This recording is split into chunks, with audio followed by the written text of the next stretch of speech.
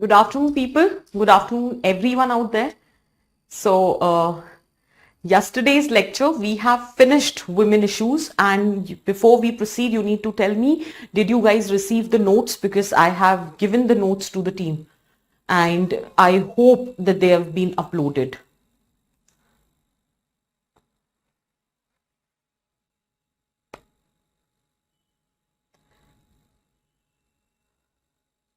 Uh, Team, you just need to open the response portal again. I think that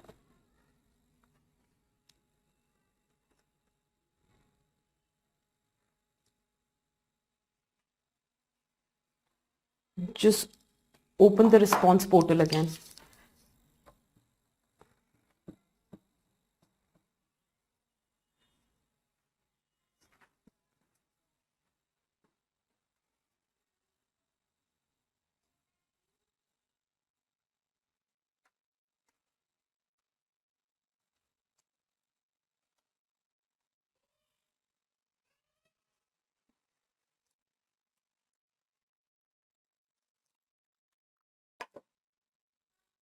Fine.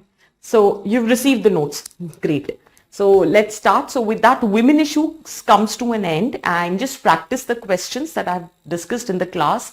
Practice the essay, and that would suffice. There's just one topic which I have not covered, that is women movement, which I'll be discussing in post-independence. That's one thing. Second thing is with respect to surrogacy and any other current related topic, I will be covering in your current affair batch. So in current affair batches also, I provide the handwritten notes. So in case you guys don't get enough time to watch the entire session, all you can do is just download the handwritten material and just go through it. That would also suffice.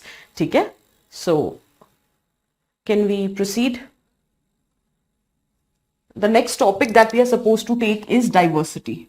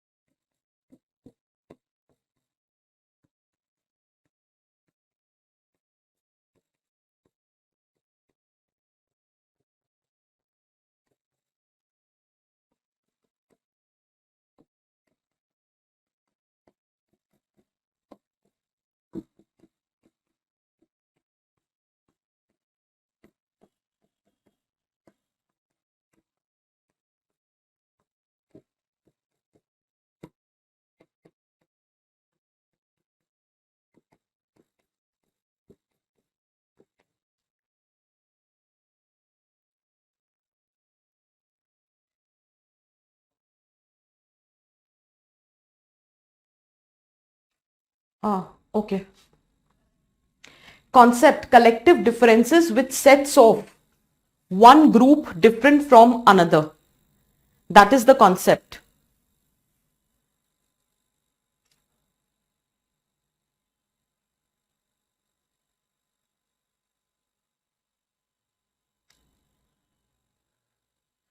Then manifestation, linguistic, religious, regional, racial, ethnic. Then issues with respect to diversity, linguistic nationalism, communalism, regionalism, racial intolerance, ethno-nationalism. Then unity in diversity. What is unity?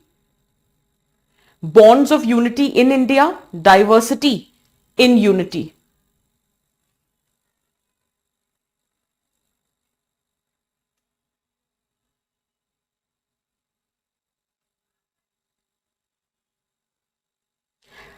अरे भैया आपको type करने का जरूरत नहीं है, मैंने देख लिया कि साइड स्क्रीन विजिबल नहीं है, वो मैंने देख लिया है.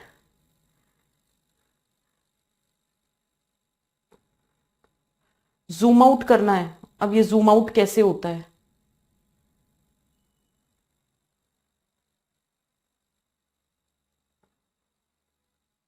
नहीं वो मैं समझ गई, इतना नहीं लिखिए, ये बताइए जूम आउट करना कैसे है. रुकिए, आप मुझे 1 मिनट का टाइम दीजिए.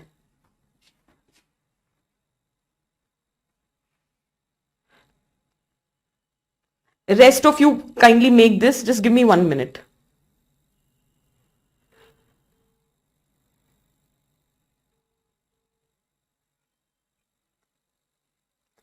हेलो. अरे ये कैमरा जूम आउट करना है, वो स्क्रीन पूरी नहीं आ रही है, कट रही है साइड से.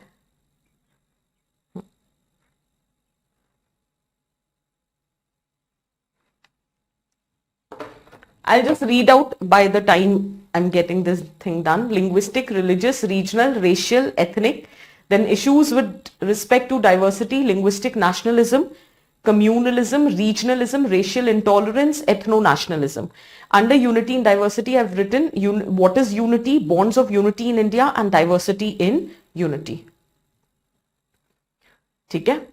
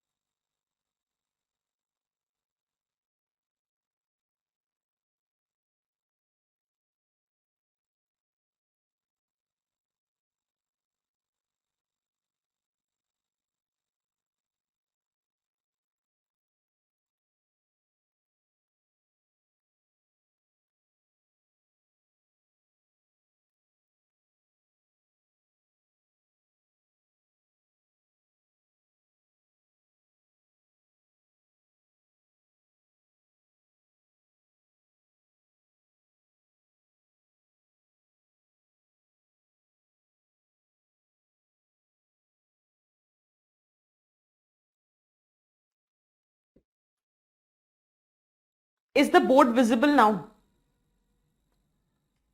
Is everything visible?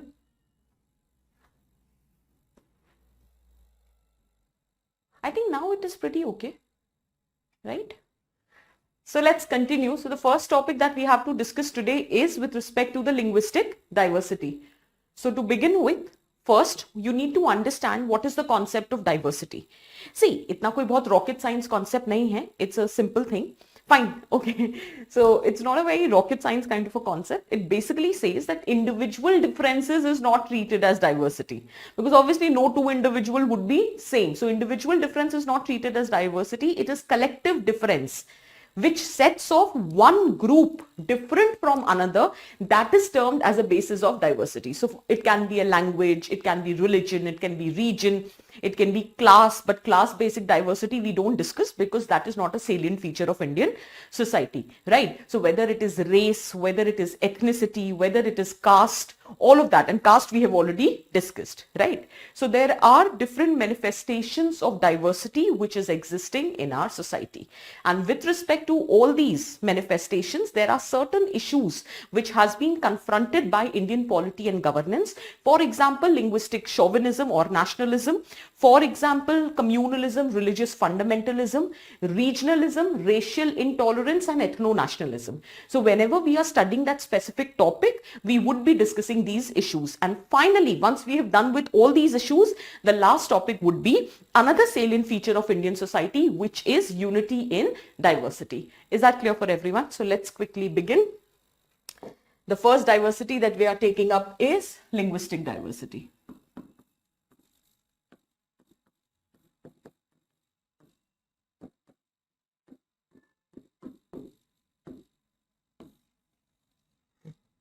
Now, with respect to linguistic diversity, the first thing, the status of diversity.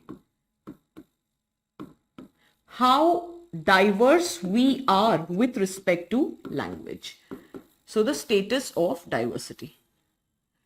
Has it been a threat to national integration?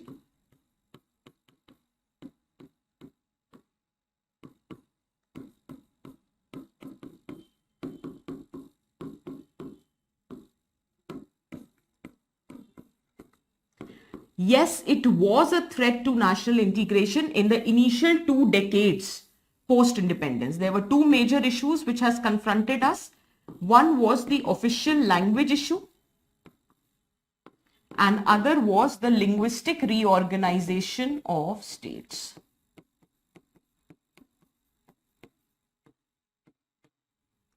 These were the 2 major issues which has confronted India in the post-independence period, in the initial 2 decades. Is that clear? So with respect to status of diversity, very quickly write down.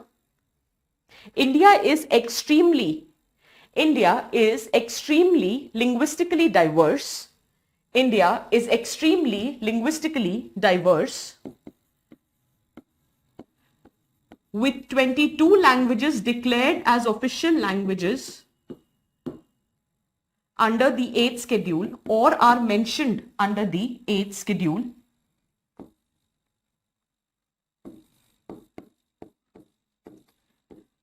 Approximately 124 major languages are spoken in India, with 1652 dialects to be precise. Obviously, it can keep on changing if there is any new discoveries, right? So, India is extremely linguistically diverse, with 22 languages declared as a scheduled language under the 8th schedule of the Constitution, with 124 major languages in general and approximately 1652 different dialects are spoken in different regions. 1652. You don't have to learn all of this. This is just to tell you that in case you get a question, so in the introduction, you can specify what is the extent of linguistic diversity in India. That's it. Nothing beyond that. Okay. There is a very famous saying with respect to linguistic diversity in context of India, कोस कोस पे बदले पानी, चार कोस पे बानी.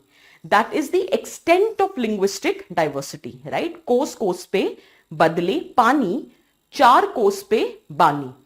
Every few area, there is a change in the language. Is that very clear? Now, before we proceed, we need to understand that language is a most important, one of the most significant marker of group identification. It's a very important component of your cultural identity. As a result, right now, इतना लिखो फिर बात करते हैं. Language is one of the most important marker of group identification.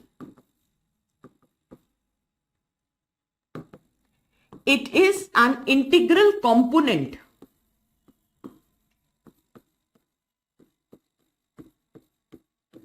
of cultural identity.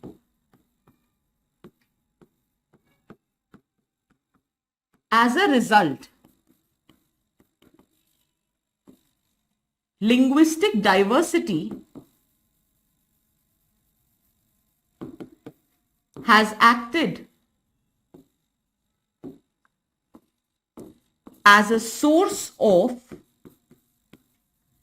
both cohesion and conflict.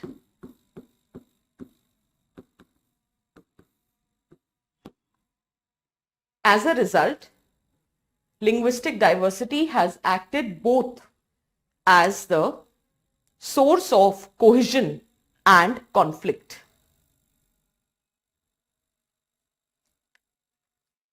Often,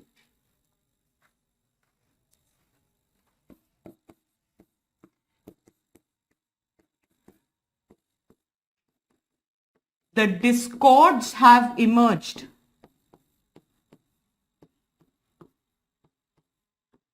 due to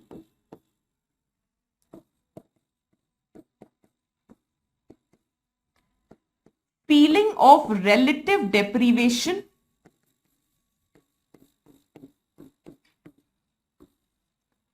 and fear of domination. Often discords have emerged due to feeling of relative deprivation and fear of domination by the speakers of majority language, as in majority language speakers, by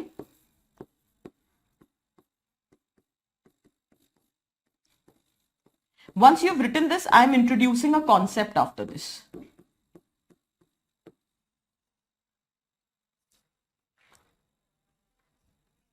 इतना लिखो फिर बात करते हैं.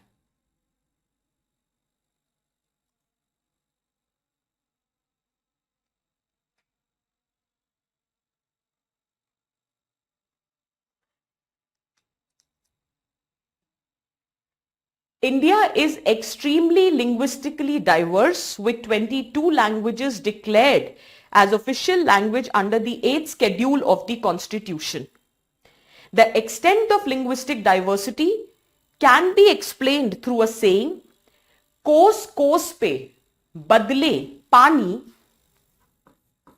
कोस कोस पे बदले पानी, चार कोस पे पानी.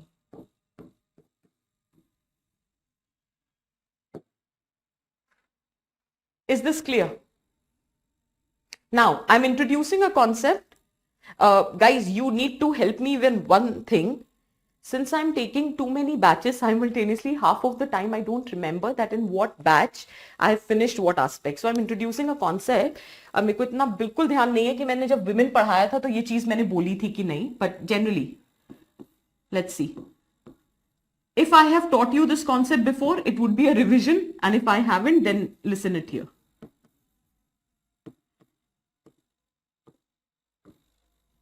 Just listen. Do not write anything. I am saying every individual, whether it is you, me, anyone, ठीक है, we are governed by two things. One, or we are sensitive about two things. One is our culture and second is our livelihood opportunity, right? If any of them or both of them are dominated or we are marginalized, discriminated, any word you can use, with respect to either our culture or livelihood or both our culture or livelihood, then there is presence of objective reality of deprivation. I'll explain, don't worry, let me just finish. I am saying that each one of us is governed by two aspects. One is our culture, second is our livelihood. If either our culture or livelihood is discriminated, dominated, or we are marginalized on these lines, either both of them or either of them. In that context, there is a fact which is existing. There is an objective reality that you are being deprived. That's an objective fact, right? That's a done and dusted thing. That's an objective reality which is existing. However, it does not guarantee that you are going to retaliate. It does not guarantee that you are going to protest, agitate, or carry out a movement for the assertion of your rights. That does not guarantee. Because it might be an objective fact that you are deprived, but it might happen that we are not even aware about that deprivation. Remember Dalit? Somebody asked, I think in your batch only, that despite discrimination, why don't they, revolt against that? Why don't they raise their voice against that? Because for a very longer period of time, they were not even realizing the fact that they have been deprived, right? Only when there is a third party intervention. Third party intervention कुछ भी हो सकता है. Third party intervention मतलब there can be a political party, there can be a pressure group, there can be media, there can be some charismatic personality, anyone.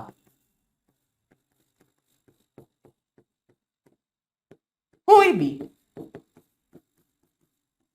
When there is this third party intervention who makes you realize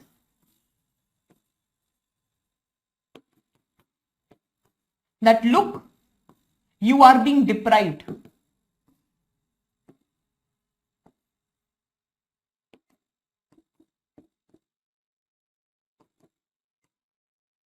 then it generates the feeling of relative deprivation, where you feel you are deprived in comparison to another section of the society. And whenever there is a feeling of relative deprivation, it is often manifested in the form of retaliation. Retaliation, which can be either a protest, agitation, movement, dharna, hartal, anything.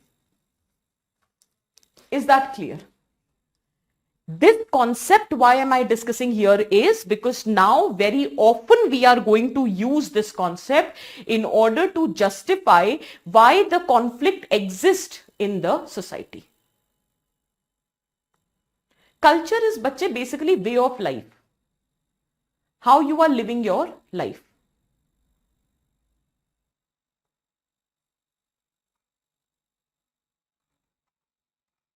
कौन सा stanza repeat करूं? क्या repeat करूं? सब तो मैंने board पे लिखा है. Language is an important marker of group identification. Language is an integral component of cultural identity. Linguistic diversity has acted as a source of both cohesion and conflict. Often the discords have emerged due to feeling of relative deprivation and fear of domination by majority language speakers. This is the previous slide. Somebody asked me to show the previous slide. This concept obviously I'll explain again. I haven't taught anything. Just make this diagram now. I'll explain, Shantanu. Just make this diagram. I'll give you an example to explain. Give me some time. Just write it down पहले, नहीं तो फिर कह दोगे ma'am लिखा नहीं. सब लिख लो. एक बार सबने लिख लिया, then let me know. Status of diversity वाला मैम. अच्छा, ओ, वो बोल रही हो मुस्कान. Write down, India is extremely linguistically diverse. I'll repeat again. India is extremely linguistically diverse, with 22 languages declared as official languages under the 8th schedule of the Constitution. Full stop.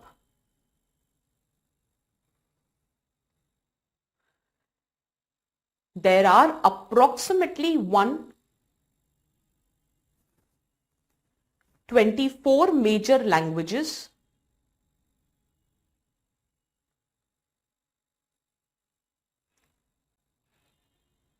with 1652 dialects spoken in different regions. Status of diversity में ही आपको सब कुछ लिखना है. Status of diversity में once you've written, I have not touched this topic as of now. We are just building the bridge. We have yet not arrived at this topic. Under linguistic diversity, there are two heads that we are going to take up. One is the status of diversity. So we have discussed the statistical aspect. कितनी languages official language हैं, कितनी major languages हैं, कितने dialects we have spoken. So that is the status, right? The extent of linguistic diversity.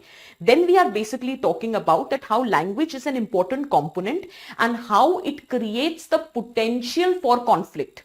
Then only we'll discuss na ki how the conflict has arisen. Let us first try to understand that why language has that potential or how language is creating that probability of conflict. So that probability is being created because language is an important marker of group identification, how it is an integral component of your cultural identity, right? Okay, your way of life, how you speak, what language you speak, right? That is an important identification of your culture. It is an integral component of your culture. So now the question arises, fine, it is an integral component of your culture. Then why are you so sensitive about it? Fine, we are accepting that it is an integral component of your culture. So now we are trying to establish that every individual, no matter who you are, until and unless you are highly emotionally intelligent person, that's a different story. Otherwise, each one of us are governed by two aspects. One is the culture and other is the livelihood. If I have to draw a parallel, as in the flow chart, so this is my first component.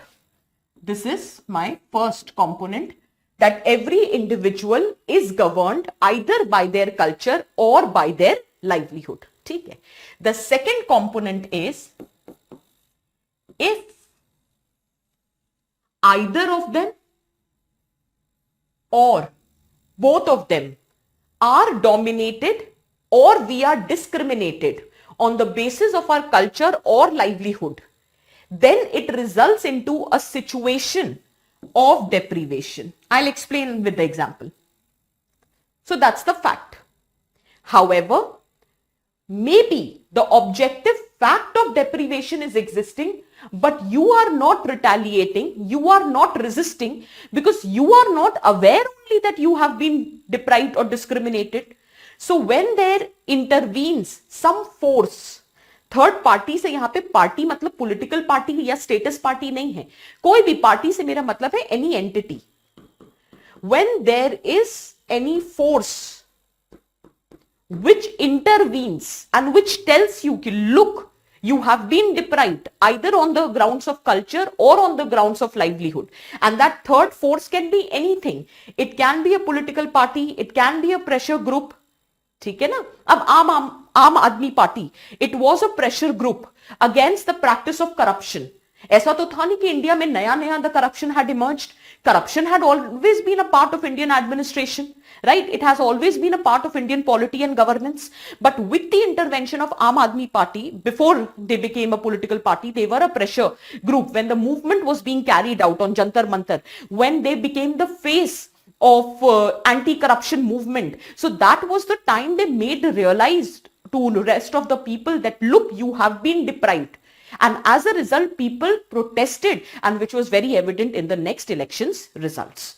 Is that very clear? Is it making sense? So this is how it works. ऐसा नहीं था that corruption has emerged in India for the very first time. But with that corruption, they were made to realize that, look, your livelihood is getting threatened, because the money which could have been used for development of social infrastructure, which could have been used for better job opportunities, has been usurped by certain corrupt politicians and administrative officials, and because of which your livelihood is getting threatened. So there was a third party which made you realize that, look, you have been deprived, you have been discriminated. Right? So now you started feeling relatively deprived. You started feeling relatively deprived against those sections who were doing well for themselves. As a result, you retaliated, you protested, you agitated, you didn't vote for the party. right? So there can be different manifestation of retaliation. Is this very clear? Is it making sense? Can we proceed? Is there anything that you've not understood in this diagram? Let me know.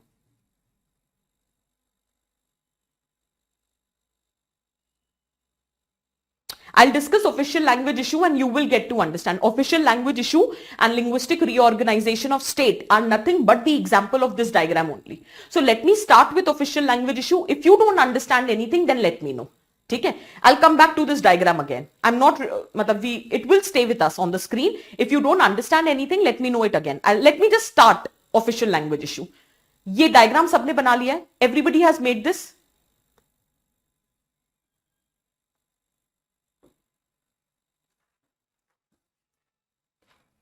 The first topic that we have is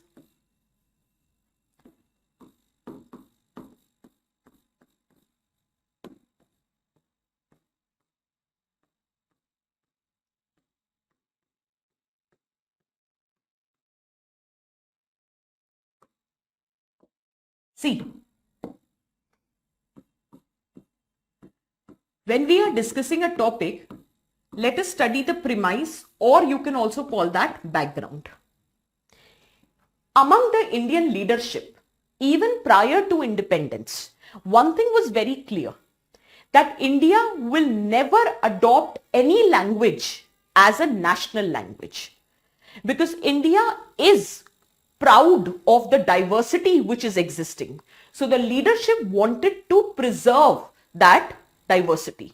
And that is why the concept of multiculturalism, the school of thought of multiculturalism, which we have adopted, was the salad bowl theory. So the premise says that Indian leadership was very clear that we will not accept any language, any one single language as a national language. India would be a land of multiple national languages. That was what was being iterated. The reason being, we were proud of our diverse culture. We wanted to preserve that diverse culture. Is that very clear? That is why the thought or the concept of multiculturalism in context of India was salad bowl. So to preserve or to put into effort the essence of salad bowl theory, both in letter and spirit, we decided we will not have any language as a national language. So, to implement the essence of salad bowl theory of multiculturalism,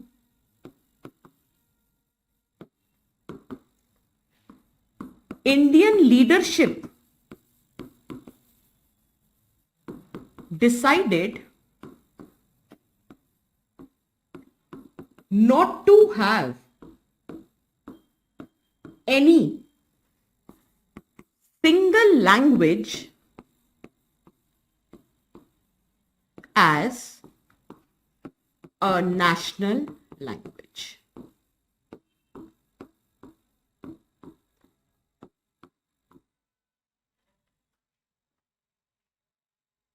Is that clear?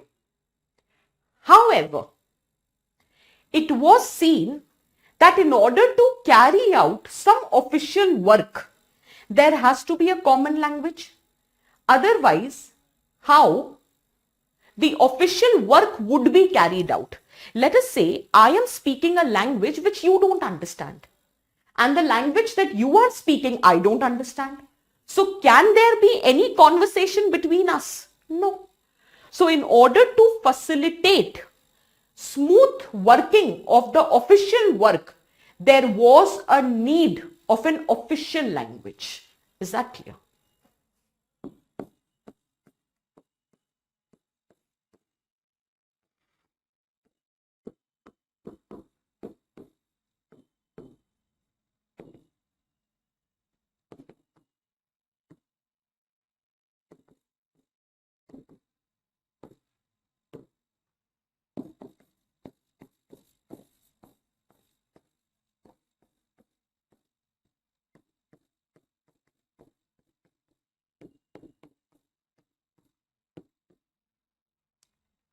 So for smooth facilitation, there was a need of an official language. Is that very clear? बस एक काम करो, the moment you write whatever is written on the screen, just any one of you just mention it on the response portal, that done, so that I can quickly move to the next screen.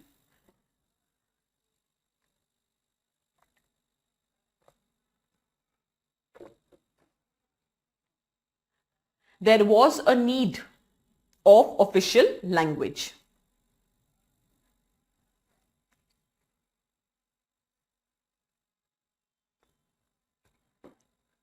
Now, there were two contenders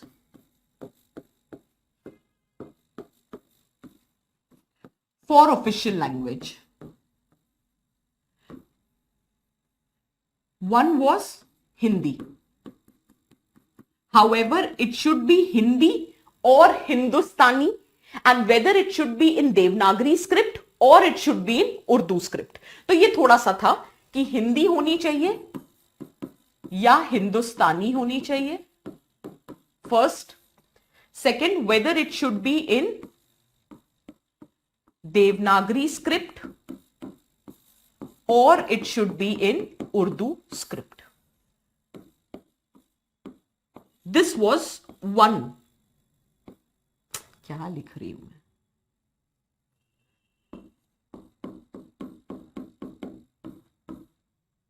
And second contender was English. English was considered as a superior contender as compared to Hindi. There was a reason. Since it was the language of international diplomacy, it was the language of trade and commerce. It was a language which provides us exposure to Western ideas and values, and it was more enriched language as compared to Hindi. Reason being, due to availability of work in science, legal field, political discourse. English language में अच्छी books available थी, whether scientific field, legal field or political discourse. So it was assumed that English, assumed क्या? It was a given fact that English is a better contender for official language at that given point of time, because it was a language of international diplomacy, because it was a language of trade and commerce, because it will provide us exposure to the Western ideas and values. It is a more enriched language because of the availability of work in this language in various fields, whether it is scientific field, it is technical field, the legal field or the political discourse.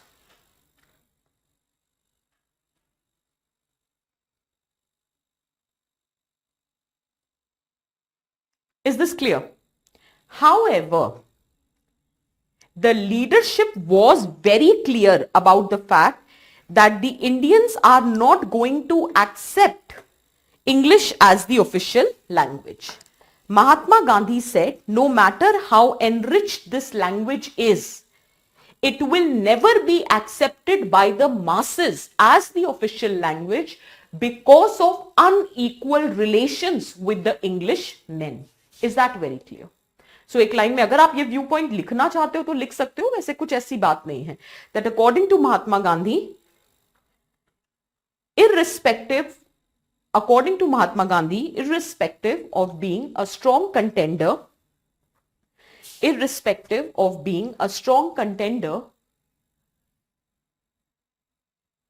English will never be accepted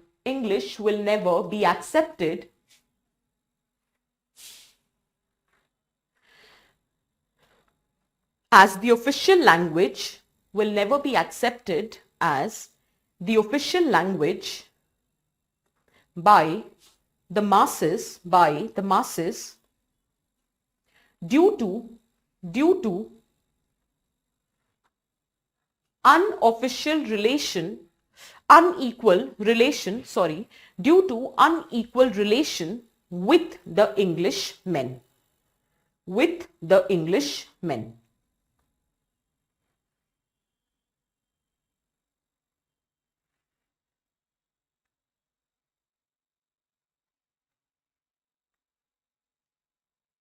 In fact, Jawaharlal Nehru himself said that I love the English tongue in its place.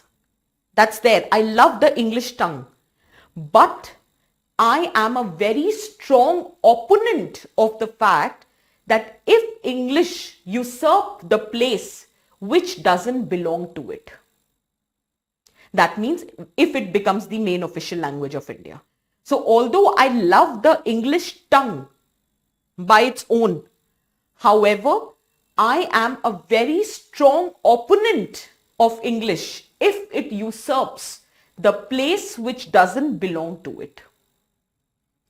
I accept that today English is a world language. As a result, I'm ready to provide it the status of second official language, but not the main official language. Obviously, you just need to listen to this. Kahin likhne nahi baithna hai. But this is what Jawaharlal Nehru said. That we know the matter of the fact that English is the world language in today's time. However, and by very nature of it, the language is also very good. And it has a very strong features to it. But despite that, it cannot usurp the place which doesn't belong to it. So for a country like India, English cannot be made the chief official language. But given its importance in the world scenario today, I would be according it the status of second official language. Is that very clear?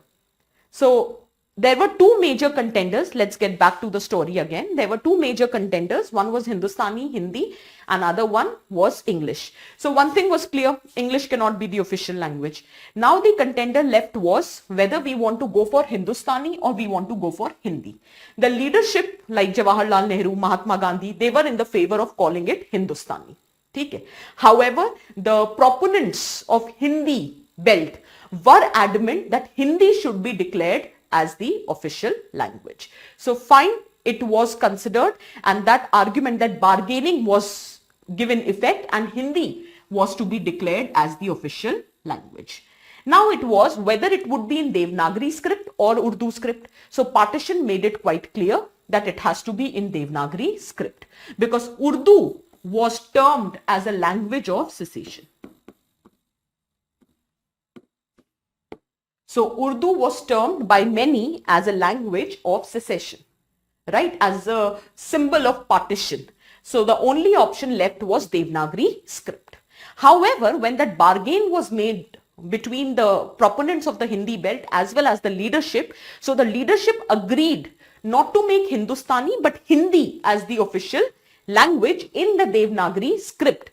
However, as an exchange to that bargain, the leadership asked them that English will continue as the associate official language at least till 1965. So that the non-Hindi speaking states get enough time to be comfortable with the language of Hindi, and secondly, Hindi proponents can also develop Hindi as a language, which initially was not in a developed phase, to create work in legal, political, scientific field, make them available in Hindi language. That was the task which were given to the Hindi supporters, the Hindi proponents. In the exchange of that, it was decided for at least 15 years till 1965, 26th of January 1965, till that time, English will be the associate official language. The reason being, there are many people who don't speak Hindi, who don't understand Hindi. So to give them enough time to gain comfortability in speaking this language, this buffer period was being created. Is that very clear? Is it making sense? Okay. So in the constitution under article 343, it was declared that Hindi in Devanagari script along with international numerals would be the official language. And English would be the associate official language till 1965. Is that clear? Is it making sense? So write down. Write down. The term. It's just the term. It's just the term. Write down. The adoption of official language, write down, I'm dictating now. The adoption of official language was a debatable issue not only during the framing. The adoption of official language was a debatable term not only during the framing of Indian Constitution, but even after that. But even after that. I hope you've written this English ka charo points. Next. Despite English being a strong contender,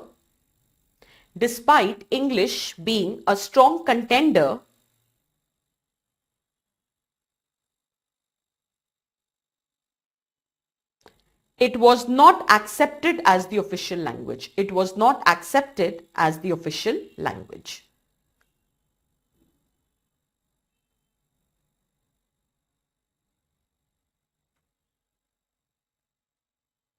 Next. Constitution under Article 343, if this point you have not written, Constitution under Article 343 declared Hindi in Devanagari script as the official language, declared Hindi in Devanagari script as the official language, and English as the associate language till 1965. And English as the associate language till 1965. Full stop. अब यहाँ पे रुक जाओ. Let's continue with the story. तो भाई ठीक है, everything was going fine. In fact, non-Hindi speaking leaders like C. Rajgopalachari, Suniti Kumar Chatterjee, they were the president of Hindi Pracharni Sabha. See the irony. So they were in the favor of Hindi being declared as the official language and they were not against this idea. So everything was fine. Then what went wrong? The thing that went wrong was the over-enthusiastic, the overzealous attitude of the Hindi proponents, who instead of simplifying the language, making non-Hindi speaking people comfortable with the language, instead of doing this, instead of developing Hindi as a language, they were not interested in doing any of these things. What they were busy doing? In the name of purity of the language, they started Sanskritizing the language. Just imagine if you've studied Sanskrit. I did that, I think, till class 8th. And trust me, the best thing about going in class 9th was that you no longer have to study Sanskrit. No matter, it was difficult. So just imagine Sanskritizing Hindi, right? Pathati, pathata, pathanti. We would have been interacting like this. And do you understand? Jab koi cheez, it is English as associate language. When there is something which you are not comfortable with, okay, let us say geography, let us say economics. There are many of us, maybe I'm giving you my personal example. That is why I said geography. Maybe geography is not very understandable for me. Okay, I don't relate much to it. Okay, so if the teacher comes and make it all the more complicated for me, obviously I'll feel more disenchanted कि यार एक तो मुझे वैसे ही नहीं समझ आ रही है, ऊपर से you are further complicating it for me. Did you get the point? Right. So anyhow, the non-Hindi speakers, they are not comfortable with the language. So instead of simplifying the language in the name of purity of the language, you are Sanskritizing it. And in fact, there was a very infamous incident where Jawaharlal Nehru, while addressing the parliament in 1958, he said that now I myself don't understand my speeches which are given in Hindi. Because when they are broadcasted, the speech is so Sanskritized that the speech which I have given myself, I'm not able to comprehend a single word.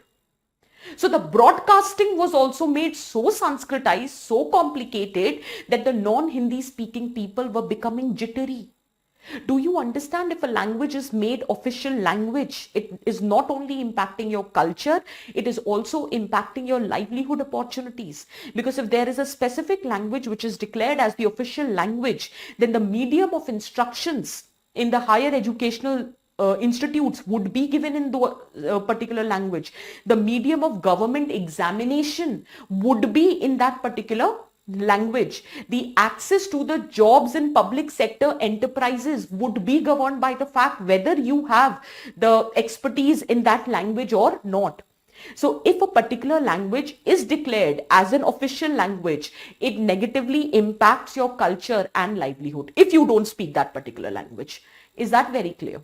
Is it making sense? So obviously they were becoming very detached, they were becoming apprehensive, they were becoming jittery. Is that clear? And this was happening for a very long period of time. But then I told you now, to organize people, to make them subjectively realize about the objective reality, there has to be a third party intervention. There has to be a force.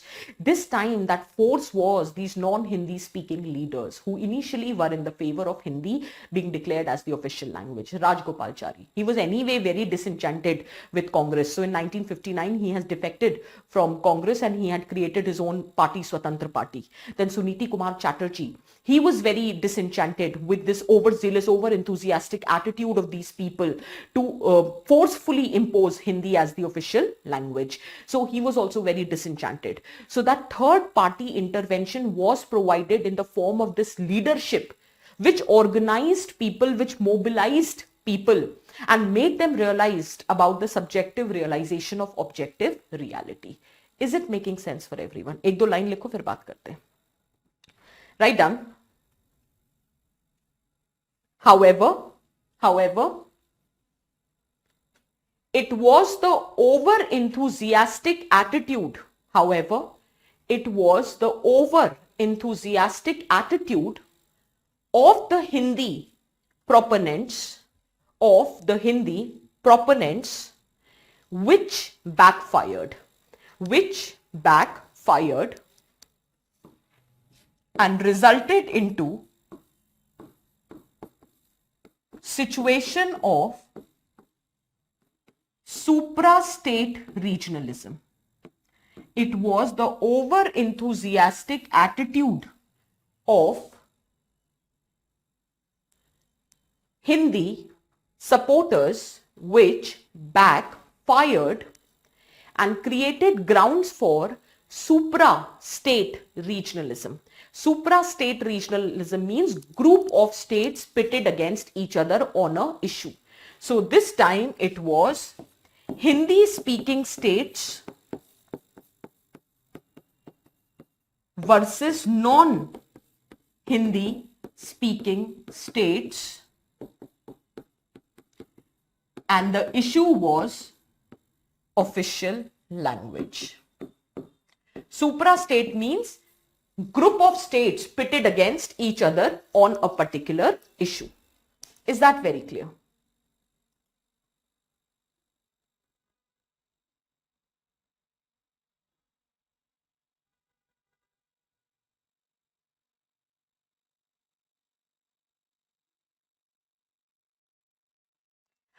That was a term which was being used, Aditya, it was being said complicating, Sanskritizing, as in there were certain words which could have been Sanskritized, so they were Sanskritizing, right? And this is how it has been said, that in the name of purification of the language, it was being Sanskritized. ठीक है? और ऐसा थोड़ी ना होता है यार कि अगर ऐसे तो पाली, प्राकृत, they all are rooted from Sanskrit, तो ऐसा थोड़ी ना है कि संस्कृताइजिंग करेंगे तो पाली प्राकृत वाले बोलेंगे कि नहीं हमारे लिए तो ये लैंग्वेज ठीक है. ऐसा नहीं होता है. For common man any way understanding Hindi was a challenge. right? So that is why instead of simplifying that language, they were complicating the language. Is this very clear?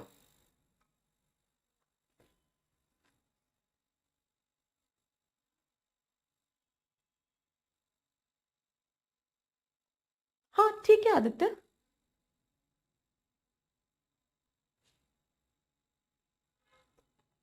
Okay. Aditya, give me 5 minutes. I'll read your question. Okay? Let's just finish this dictation part, then I'll read your full question. Where are we? Huh. So it given rise to supra-state regionalism. So obviously people were not happy with the fact that you are unnecessarily complicating the language, because it was creating apprehension among those set of students who believed, or set of people who believe, that their culture and their livelihood is going to get negatively impacted if a particular set of language is going to be declared as the official language. Because now they were finding it difficult to become comfortable with that aspect of the language. Is that clear for everyone? So this is what it was happening. So in order to address this situation of crisis, the leadership came up with an act, that is Official Language Act in 1963, which said English may continue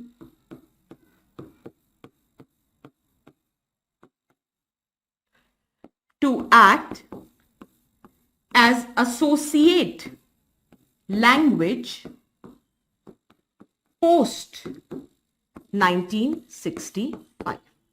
This is what was written in the Official Language Act. So English may continue to act as associate language post 1965. This is what was written in the Official Language Act. However, instead of writing the word shall, it was written may. It further generated apprehension among the people. The word here was not English shall continue. It was not giving you the guarantee. It said English may continue as the associate official language post 1965. So again, the apprehension was there. What after Nehru? Maybe the next leadership after Nehru is not sensitive to the interest of non-Hindi speaking people. Then what will happen? And that apprehension proved to be true. 1964, Jawaharlal Nehru died and Lal Bahadur Shastri ji became the second Prime Minister. Lal Bahadur Shastri was not that sensitive to the interest of minorities. As a result, it was declared that from 26th January 1965, Hindi would be the sole official language. Not only that, it will be an alternative medium of examination in or for government services. So it will be an alternative medium with respect to public service examination. So that apprehension which was there among the non-Hindi speaking people further proved to be true when it was declared that 26th of January 1965 would be the day when Hindi will be declared as the sole official language and it would be treated as an alternative medium for the public service examination. Obviously, it is putting non-Hindi speaking people at a disadvantaged position. ऐसा नहीं था कि English में medium, English में आप exam नहीं दे सकते हो. That is there. But do you think that if Hindi is given as an alternative medium of examination, so non-Hindi speaking people still have to learn English to write the exam? But for the Hindi speaking people, they are writing the examination in their mother tongue. So anyway, they have more advantage over the non-Hindi speaking people. And due to this apprehension, it further resulted into disenchantment among the people. And anyway, the leadership was being provided where the subjective realization of objective reality has already happened. So as and when that day of 26 January 1965 was approaching, that day of 26 January 1965 was declared as the day of mourning. In fact, the same leaders who initially was talking about Hindi to be declared as the official language and English to be the associate official language, now they started demanding that English should be made the sole official language, because they said that English is as alien, okay, to a Hindi speaking person. Similarly, Hindi is also alien to the non-Hindi speaking people.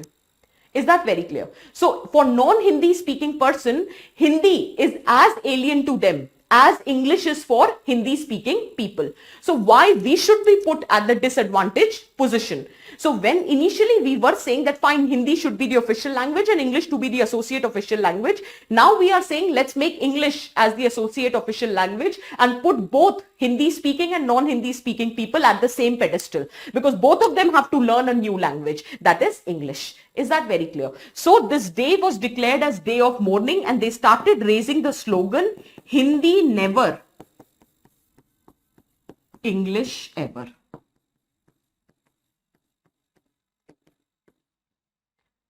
Is this clear?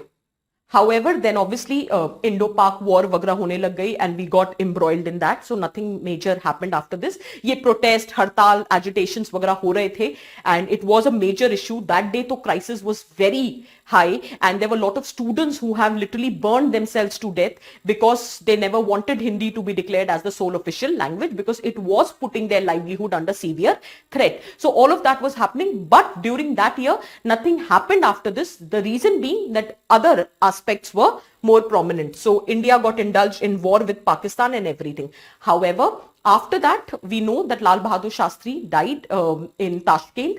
So post which Indira Gandhi came to power, and finally in 1967, Official Language Amendment Act was passed. And this act gave the ultimate veto power in the hands of non-Hindi speaking state.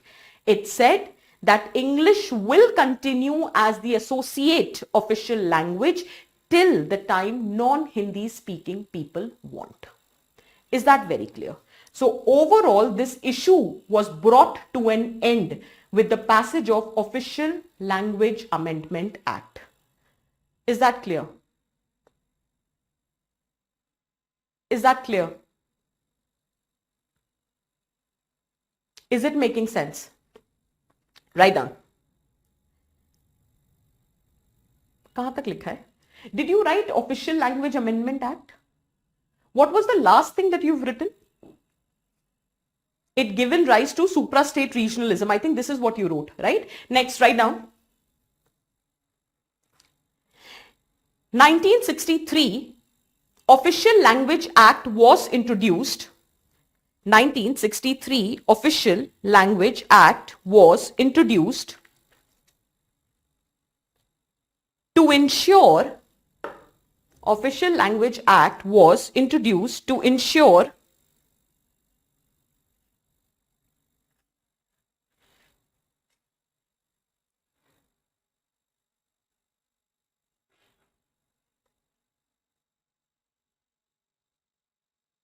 the use of English language beyond 1965. Use of English language beyond 1965. However,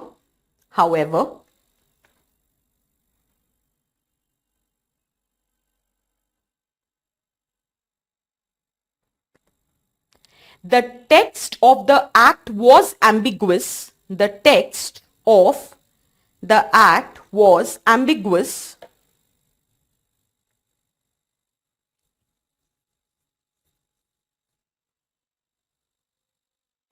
Text of the act was ambiguous. Hence, it generated apprehension.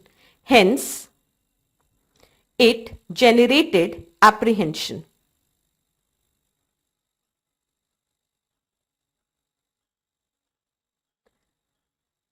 Finally, next point, finally,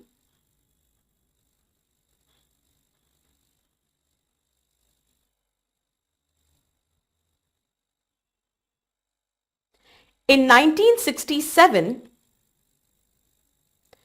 In 1967, Official Language Amendment Act was passed.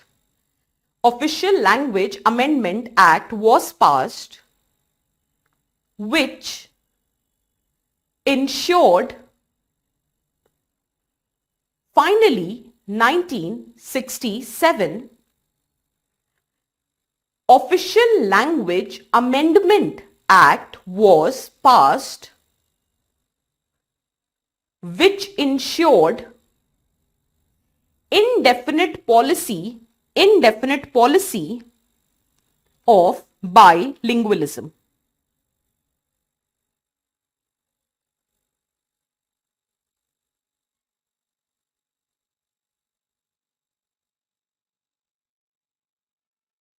Is that clear? Is it making sense? Now, as far as Aditya, your doubt is there, let me just make one thing very clear.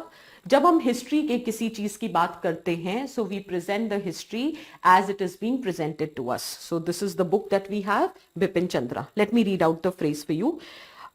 A major weakness of the Hindi protagonist was that instead of developing a simple standard language which would get wide acceptance, they tried to Sanskritize the language, replacing commonly understood words with newly manufactured and little understood ones in the name of purity of language.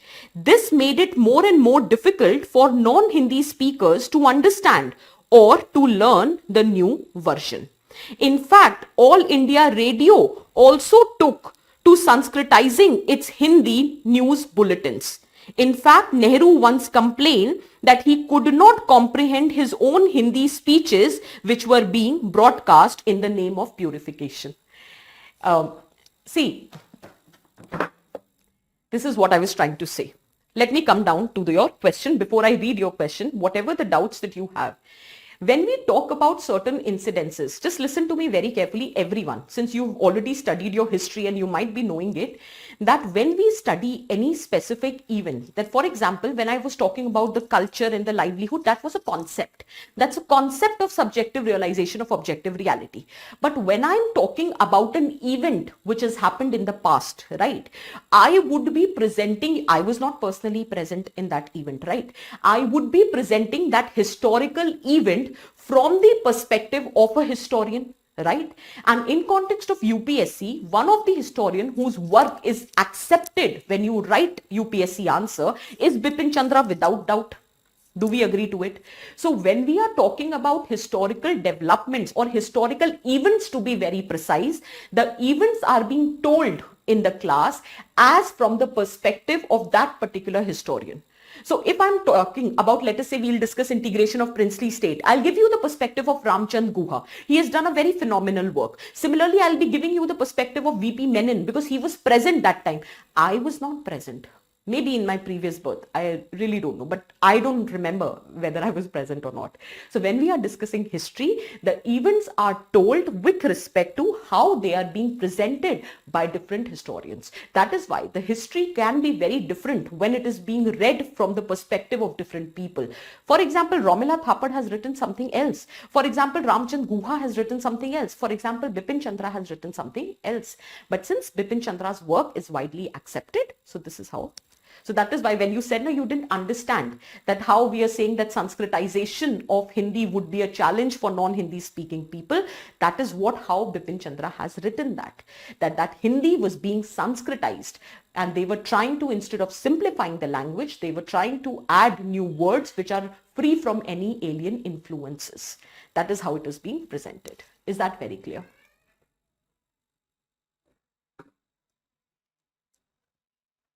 Is this very clear? Is it making sense for everyone out there? Okay? Can we proceed? Write down a question. Write down a question. Discuss the challenges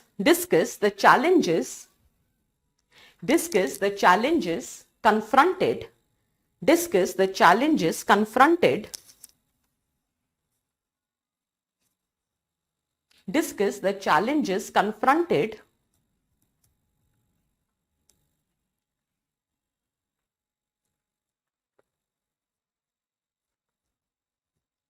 by the Indian leadership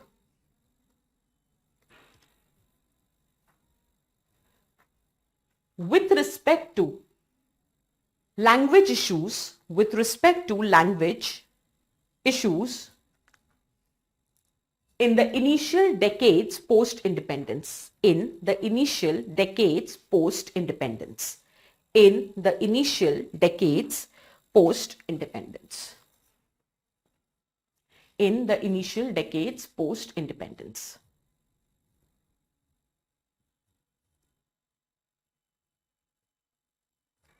Is this clear for everyone? Okay? Somebody asked me कि act वाली बात. Now did you understand what was 1967 Act? That it was an official language amendment act which clearly specified that the right of the veto power is being given to non-Hindi speaking people. You can continue with English as the associate official language till the time you want. Is this clear for everyone? Can you answer the question which is being given? It is a 10-marker question. Just think about it and let me know if you can answer that question.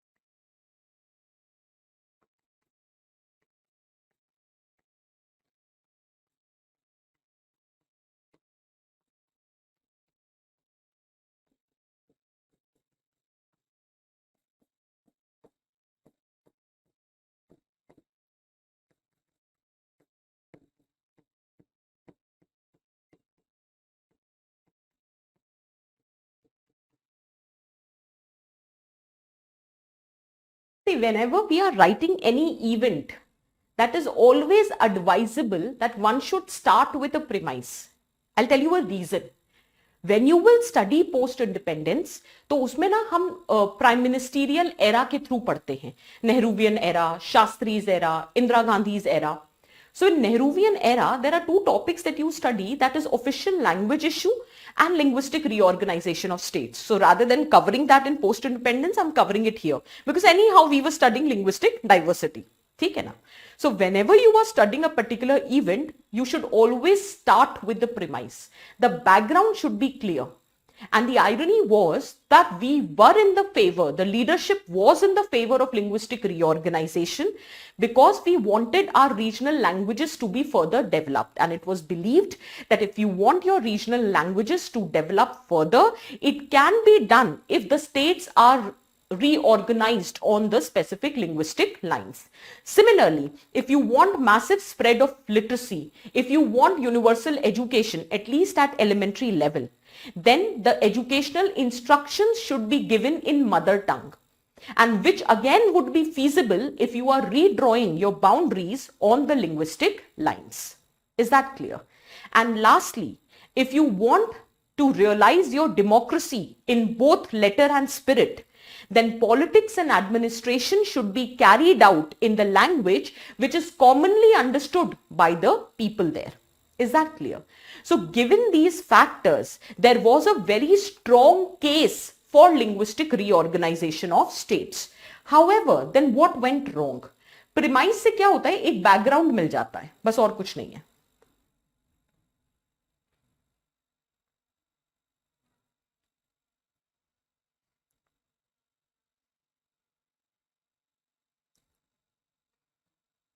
Once you are done with this, please let me know.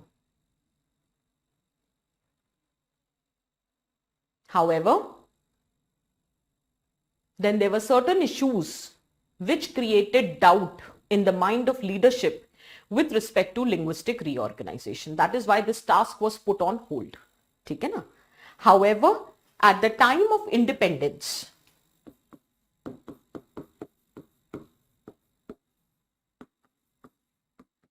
there were other major issues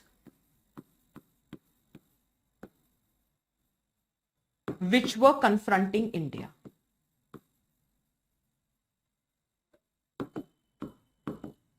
Which were confronting our leadership.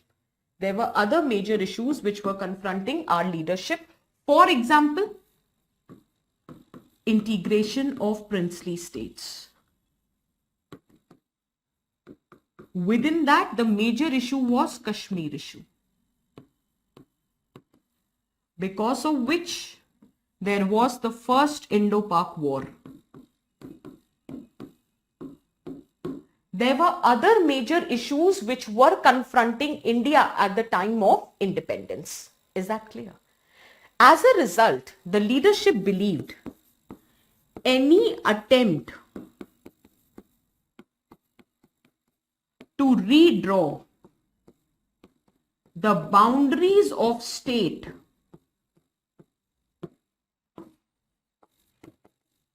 on linguistic lines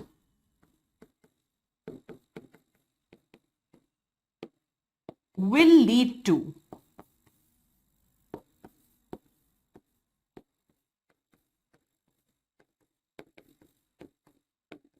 dislocations or disruptions, any word you can use. So at that point of time, anyway, the territorial integrity of India was under threat because of the problem of integration of princely states. There was other major issue which was pressing our leadership, that was Kashmir issue. Already we had lost a certain part of Kashmir as POK, right? So Indo-Pak war which had commenced during that time. So there were many challenges which were confronting Indian leadership. So it was perceived by them that any attempt to redraw the boundaries of the state on linguistic lines might lead to political, administrative and economic dislocations, for which the Indian leadership was yet not prepared. International compulsions itne zyada the, humne non-alignment ki baat kari thi, both US as well as Soviet were upset with us. So there were many challenges which were being confronted by Indian leadership at that point of time. Is that very clear? ठीक है. However, there was a very strong demand which was coming. So as a result, in order to look into further probability or possibility of linguistic reorganization, there were different committees which were established. The first being the S.K. Dhar committee. S.K. Dhar committee said, although idea is desirable, that is linguistic reorganization, but time is not right. As in this particular time, it is not advisable because it might lead to disintegration. Because there would be princely state, there would be some who would not appreciate the idea, is that very clear, of redrawing the boundaries. So the first committee which was established was the S.K. Dhar committee, who said that the idea is desirable, however, the time is not right or suitable for any kind of reorganization of the boundaries. Similarly, there was another committee which was further established, that is JVP committee. Jawaharlal Nehru, Vallabhbhai Patel and Pattabhi Sita Ramaya. There were three people who were there and a committee was formed. They also said that although the idea is desirable, but the time is not right. However, they said, if, एक addition था, if any popular demand, then we will look into it. We will consider. So there was a very popular demand, that is to bifurcate Telugu speaking population from the Tamil speaking population and creation of Andhra and Tamil Nadu. This was a very popular demand.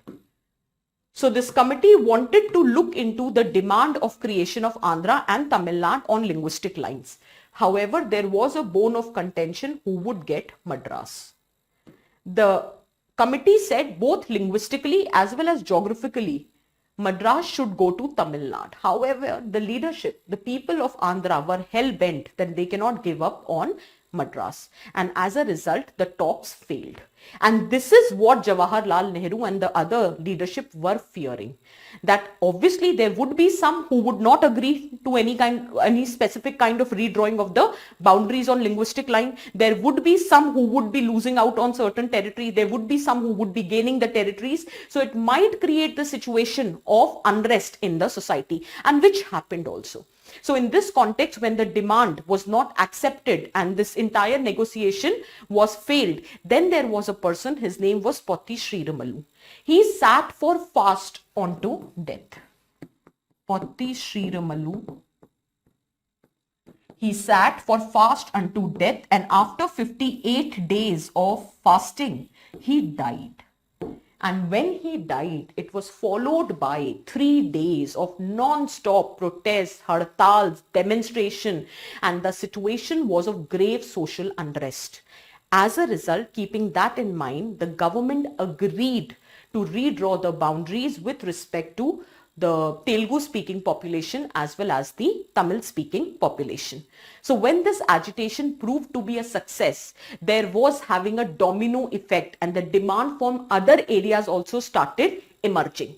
So to respect those linguistic aspirations of the people, in 1956, finally, there was another commission which was established, State Reorganization Commission, also known as Fazl Ali Commission. Ultimately, it led to creation of 14 states and 6 centrally administered territories. Only 2 states that time were not bifurcated. One was Maharashtra and second was Punjab. So finally, 1960s mein Maharashtra and 1966 mein Punjab was bifurcated. Is that clear? Punjab is important from the post-independence point of view, that we will discuss in post-independence lecture. Is that clear? क्योंकि Punjab crisis हम पढ़ेंगे जब हम इंदिरा गांधी पढ़ेंगे. So very quickly write down. ये लिख लिया है ना सबने? Write down. Various committees were established. Such as S.K. Dhar Committee. Various committees were established, such as S.K. Dhar Committee, JVP Committee, full stop. However, due to the growing protest,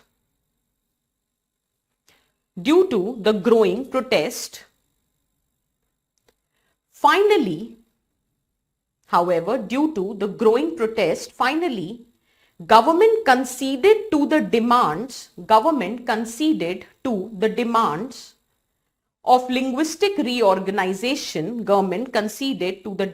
of linguistic reorganization. And Fazl Ali Commission was established.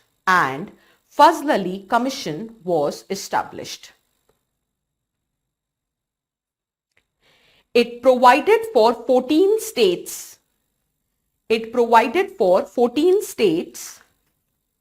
And 6 centrally administered territories. 14 states and 6 centrally administered territories.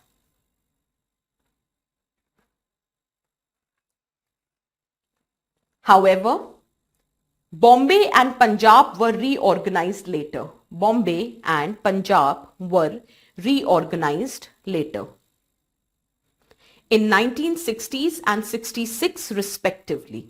However, Bombay and Punjab were reorganized later in 1960 and 66 respectively. एक overall concluding remark लिखो. According to Rajni Kothari, political scientist. Remember, we discussed the role of caste in politics. According to Rajni Kothari, linguistic reorganization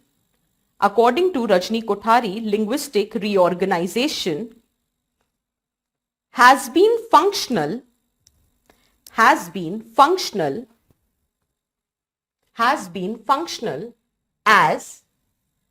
it removed the major source of discord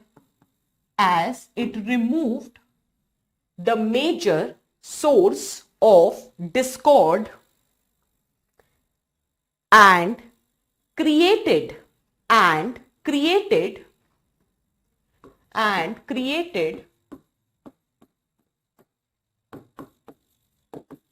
homogeneous political units which could be administered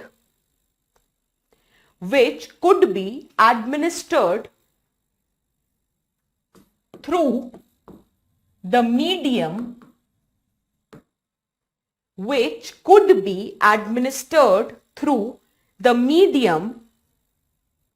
that the vast majority of population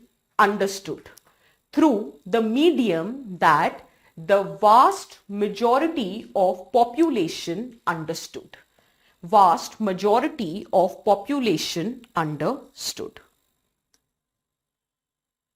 However, linguistic reorganization did not resolve all the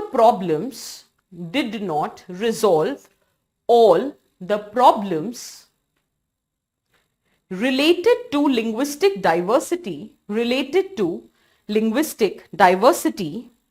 as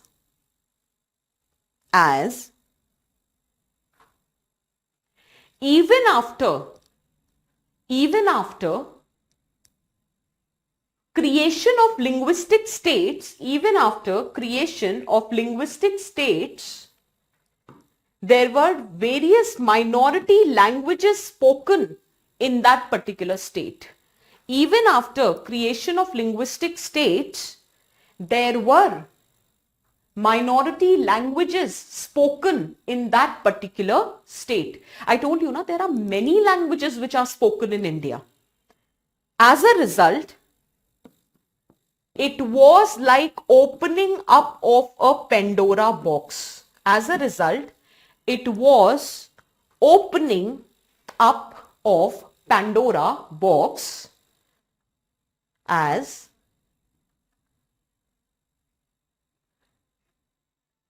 the demand for linguistic states are still prevalent.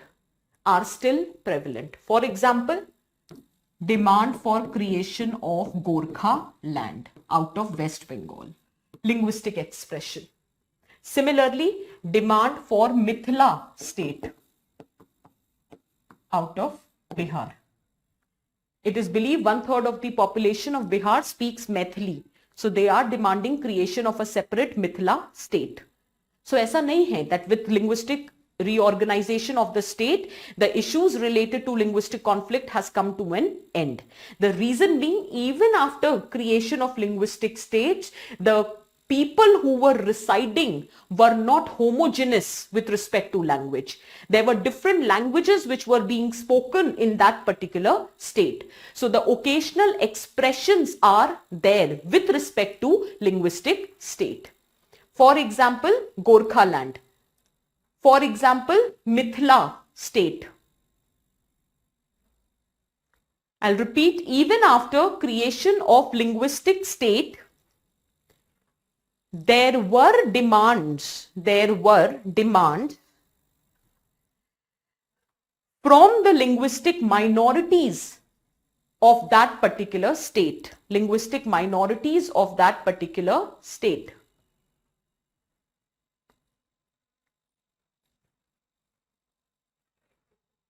Linguistic minorities of that particular state, since we are extremely linguistically diverse. Since we are extremely linguistically diverse. Full stop. Hence, it was more like opening of Pandora box. Hence, it was more like opening up of Pandora box. Opening up of Pandora box. For example, demand for Gorkhaland, Mithila state, etc.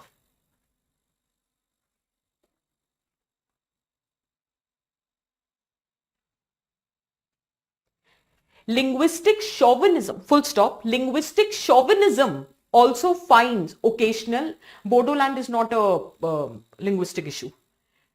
It's more of an ethnic issue. So, कहाँ थे हम? Where were we? हाँ, एक line और लिखो. Linguistic chauvinism also finds occasional expression. Linguistic chauvinism also finds occasional expression. For example, remember national education policy?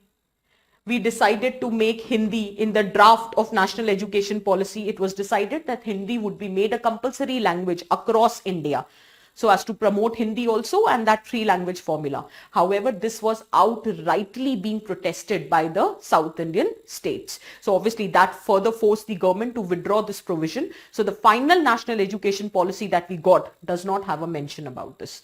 However, the original draft which was being put forward. So linguistic chauvinism do find occasional expression. You are trying to impose your linguistic identities over others, despite the fact that we have to respect the individual cultural identity. So एक line में लिखो, the place where you've written linguistic chauvinism often find occasional expression. For example, the provision of making Hindi compulsory across India as mentioned in the draft of national education policy.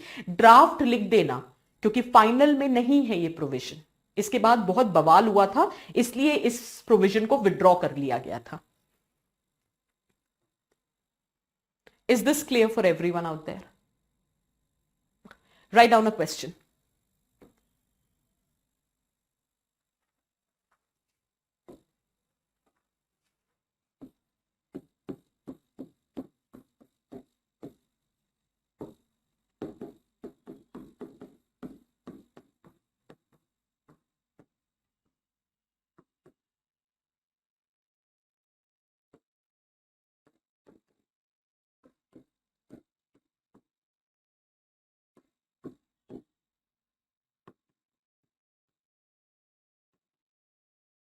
Can you answer this question? Hindi was being made compulsory across India. The language Hindi was being made compulsory in the draft of national education policy. However, later it was withdrawn. To what extent linguistic reorganization of states have contributed to Indian unity? Discuss. To what extent linguistic reorganization of states has contributed to or have contributed to Indian unity? Discuss. Can you answer this question? If I say, let us make this question a 10-marker question in 150 words, can you answer this question?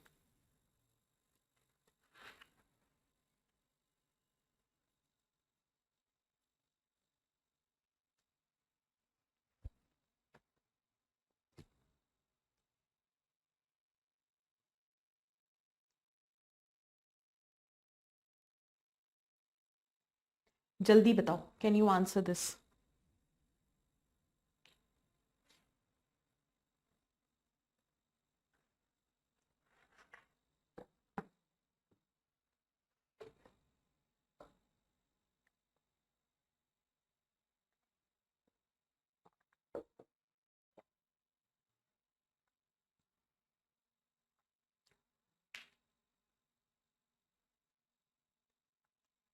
Are you sure?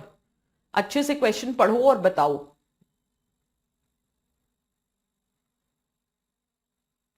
Manish, make this the assignment question. Everyone out there is sure? ठीक है? To what extent it has contributed to Indian unity? So what was linguistic reorganization of state? How it has contributed to Indian unity? The words of Rajni Kothari, and how to certain extent it was like opening of a Pandora box, right?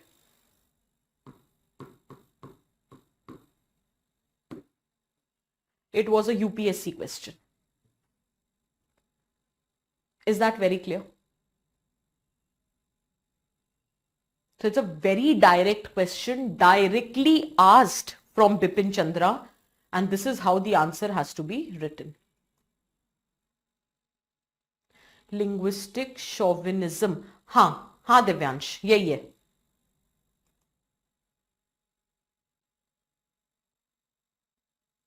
बिल्कुल बिल्कुल Sameem is absolutely correct. Is that very clear? In fact, if exactly the words of Jawaharlal Nehru, the linguistic mosaic would contribute to Indian unity. That is what he said. That this linguistic mosaic will in fact contribute to Indian unity. Hence, the aspirations of people should be respected and we should redraw the boundaries on linguistic lines. Absolutely, Ravi. Absolutely. Yes. They feel that they have been given the right to self-determination. Absolutely. Yes, Anju. So all of you got the point, how the question has to be answered. Now, I'm generally asking, this is how we teach every now and then, right? This is, it's given in your Bipin Chandra. And this is how UPSC has asked the question. So do you find that if you read standard books, it is never going to disappoint? That is what I'm trying to say. But yes, I do agree that you guys don't have enough time, and Bipin Chandra in itself is a bulky book. So if you're not writing this year's attempt, maybe that, you know, you're not age-wise qualified or something like that, and you have time for your preparation, do read these standard books. Nothing can substitute standard books. And those who are writing their attempt this year, obviously you are not going to find time to read standard books, so we are reading it for you. That is another story. But the point here is, read your newspapers then, because again, nothing can substitute your newspaper. If you really believe that just going through Vision's material, or for that matter any coaching institute's material, would be helpful, yes, it would be helpful in consolidating. It can be helpful in revising. But वो जो first hand information होती है ना, first hand understanding होती है by reading the article of the newspaper, that time you tend to relate, अच्छा ये वाली न्यूज में यहां ऐड कर सकता था, या ये वाला perspective could be use there. तो वो जो एक फर्स्ट हैंड ब्रेनस्टॉर्मिंग होती है, that would not be there if you are not reading your newspaper. So read your newspaper no matter what. Every day dedicate 1 hour to reading the newspaper. Do not substitute that with anything else. Everything else can wait, but not reading the newspaper. Because many a times हो सकता है ना, हमारे point of view से वो news important नहीं थी. हमें लगा उस पर कभी question नहीं आएगा. ठीक है, but question आ गया. और आप तो सिर्फ वो पढ़कर गए थे जो करंट अफेयर्स हमने बनाया था. Do you realize हमें एग्जाम नहीं लिखना है. Exam has to be written by you. So don't compromise on that. Is that clear? Okay. So this was a direct question which was asked from the book, and yeah, this is the answer. Next we are going to talk about is religious diversity.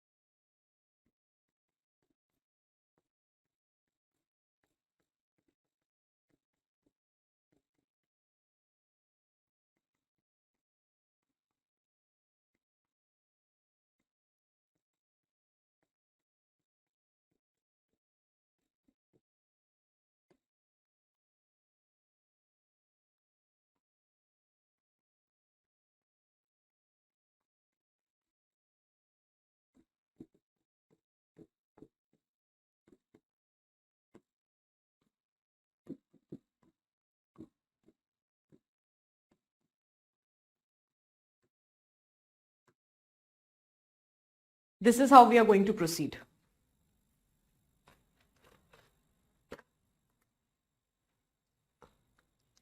Once you are done, please let me know.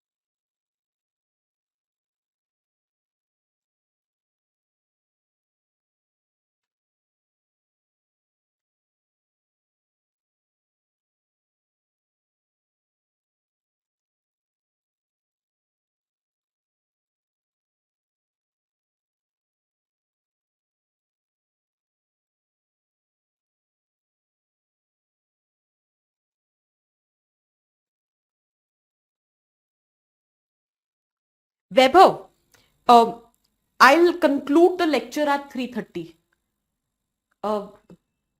Okay, take थोड़ा आराम कर लो, मैं धीरे धीरे पढ़ा देती हूँ. But I conclude the lecture at 3:30. तो क्या ब्रेक देना ना, मतलब आई अंडरस्टैंड, ऐसे तुम लोग ब्रेक मांगते नहीं हो, you are only asking today. तो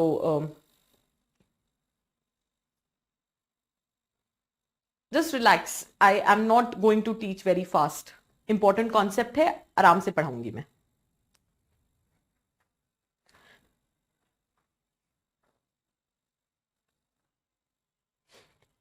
See, as we are linguistically diverse, similarly, we are religiously diverse also. Okay? So the extent of diversity, again, there is nothing to teach in this context, but you should know. If in case you get a question, then you can talk about that we are extremely religiously diverse also. And with respect to religious diversity, we are inter-religiously diverse also, and we are intra-religiously diverse also. Inter matlab, you have different religions, you have Hinduism, you have Islam, you have Christianity, Jainism, Buddhism, all of the religion that is existing.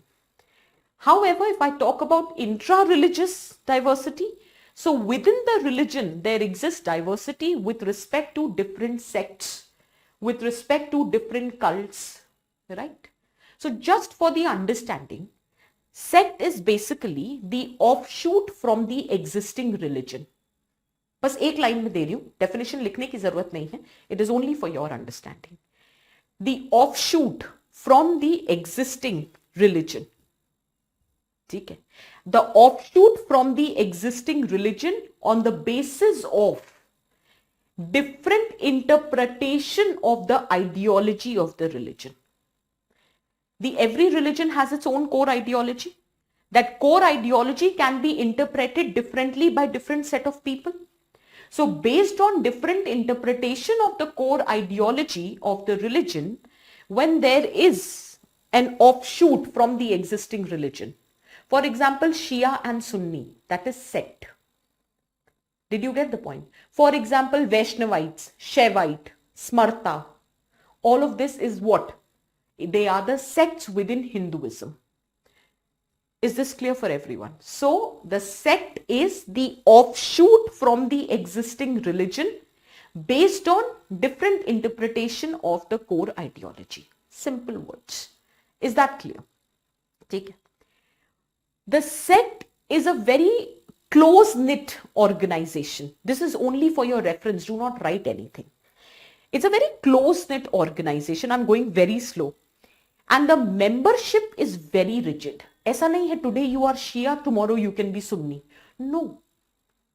The membership is very rigid. It's a close-knit organization. And any kind of dissent is not tolerated. That is what is sect. Whereas if I talk about cult, this is not majorly for the GS people student, but you should know in general what is sect, what is cult. Cult is the result of cultural innovation. Cultural importation. You are importing some culture from outside. That gives rise to formation of a cult. For example, Sahaj Yoga is a cult. Brahma Kumaris is a cult. Art of Living is a cult. Did you get the point? It is a result of cultural innovation or cultural importation. You are importing it or you are innovating it. And the membership is not very rigid. ऐसा थोड़ी ना that if you are a member of Art of Living, you cannot, worship any other god, or you cannot worship, visit any other cult. ऐसा कुछ भी नहीं है. It is more like a consumer service. You are visiting a cult because you are seeking something from it. For example, let us say peace of mind. Somebody told me that if Smriti, you want peace of mind, you should visit Art of Living sessions. I said, fine. I started going to Art of Living sessions. But after visiting or having few sessions, I realized कि नहीं यार, यहाँ मुझे वो नहीं मिल रहा, वो service नहीं मिल रही which I want. So then somebody suggested, why don't you go to Brahma Kumaris? I said, okay, fine. Let me go to Brahma Kumaris. I went there. I liked it. But then ultimately that thing was not evident which I wanted. Somebody suggested me, you should go to Sahaj Yoga. So I went to Sahaj Yoga, and then I realized, okay, this is what I was looking for. This is the peace of mind I was talking about. This is the kind of connect that I was looking for. This is the spiritual development which I was seeking. Did you get the point? So here the membership is not very rigid. It is more like a customer service. Whichever agency is providing you the services, you are sticking to it. Is that very clear? So this is the difference between sect and cult. This is only for the purpose of knowing what is sect and what is cult. Sect is very closed. It is very rigid. Any kind of dissent is not tolerated. Cult में ऐसा कुछ नहीं है. It's a loose knit organization. It's a loose network of people. Having said that, so you have diversity, which is extending the inter-religious diversity. On the similar lines, you have intra-religious diversity. Is that clear? ठीक है. It's fundamentalism. It's religious fundamentalism.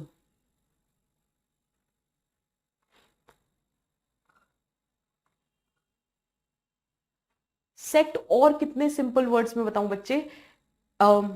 शिया और सुन्नी क्यों बने थे? कौन profit Mohammad का successor होगा?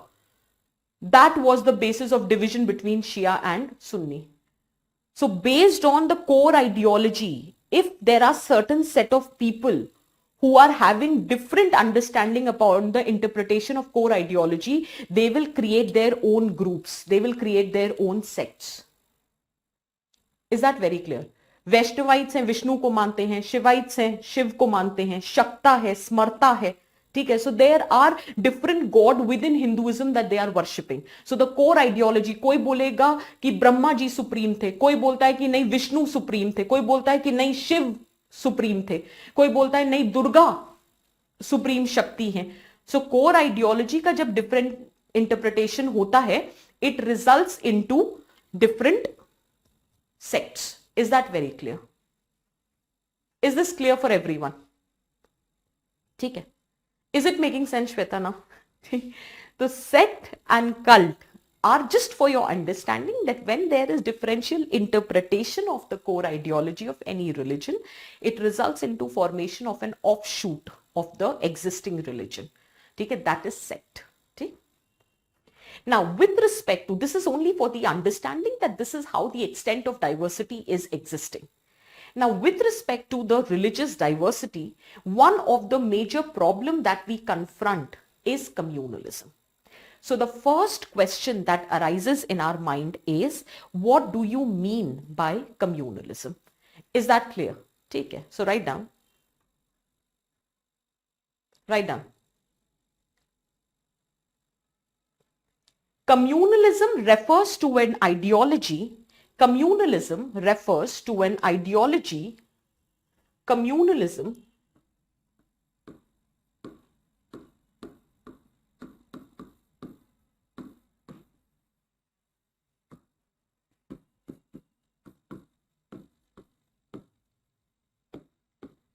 refers to an ideology according to which society is divided, according to which society is divided into different religious community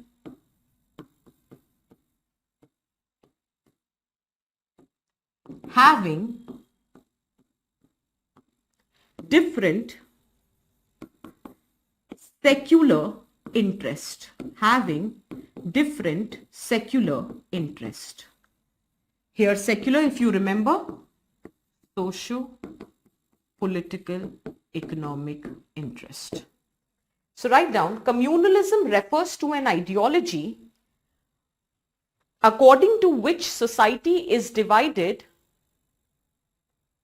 into different religious communities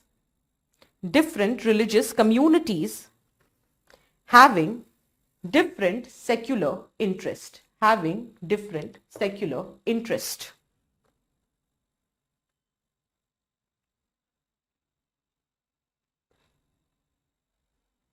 Having different secular interest.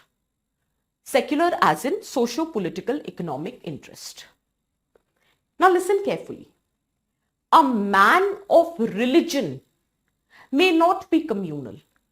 For example, if you are taking pride in your religion, if you abide by the customs and practices of your religion, does not make you communal. If you are a very strong devotee of your religion or the religious ideals, that does not make you communal. So a man of religion is not communal, but a man who practices his politics by linking it with religion is definitely communal. So write down, a man of religion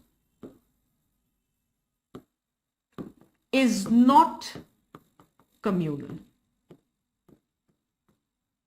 So if you practice your religion, if you are a devout follower of your religious customs and practices, that does not make you communal. However,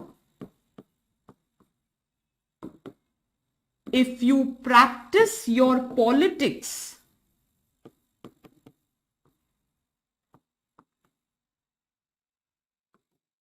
by linking it with religion,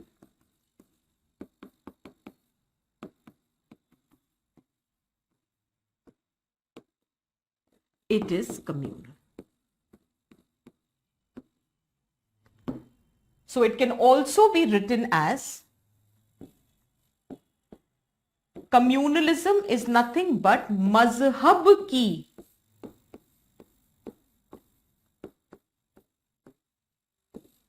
siyasi dukandari. And for those who are not comfortable with Hindi, the English translation is political trade in religion. So what is communalism? It is either mazhab ki siyasi dukandari or communalism is political trade in religion. Political trade in religion.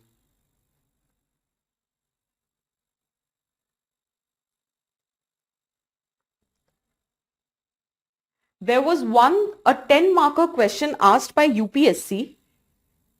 Distinguish between religiousness and communalism, and by giving one example from post-independence India, show how former has turned into latter. So for the second part of the answer, we'll discuss Babri Masjid demolition, right? That we'll discuss in post-independence. And this was a 10-marker question. So the first part of the question, which was distinguish between religiousness and communalism. Can you do it now? If somebody asks you, so differentiate between religiousness and communalism, and let us say it's a 2-marker or a 3-marker question, can you do it?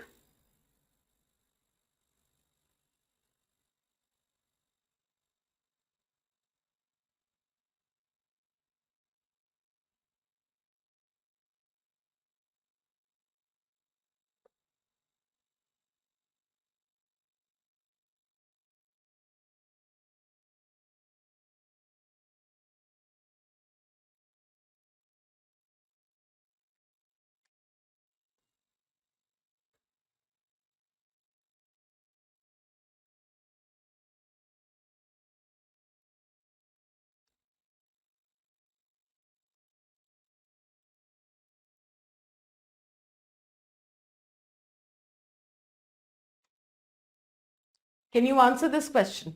Okay. So did you understand what we are trying to discuss here? That you being religious doesn't make you communal. For example, why am I discussing this topic? So when I teach you secularism, we'll realize that when we treat someone as secular, we have a misconstrued notion. If someone is secular, that means someone is anti-religion. And if someone is religious, that means he is communal. So there has to be an understanding that being religious doesn't make you communal, and being secular doesn't mean you are anti-religion. So these misconstrued notions in the society needs to be addressed. Is that clear? Before we proceed, एक line में लिखो. Absolutely, Sameem. We can say that. एक line में लिखो. Communalism in broad sense means strong attachment to one's own community. Communalism in a broad sense means strong attachment to one's own community.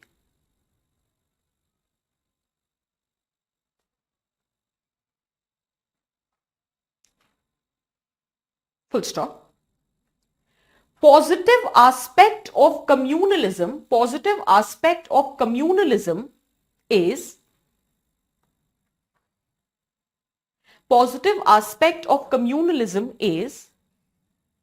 it ensures that individual has a strong affinity towards his own community,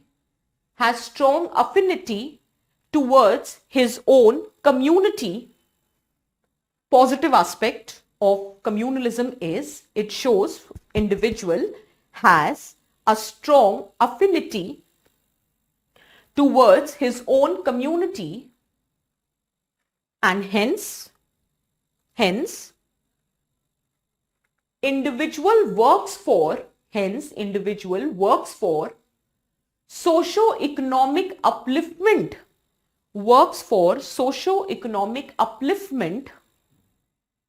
of that community, works for socio-economic upliftment of his community.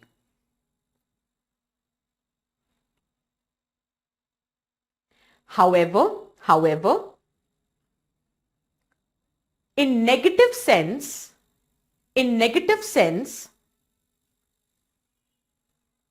it's an ideology. In negative sense, it is an ideology which emphasizes upon having a separate identity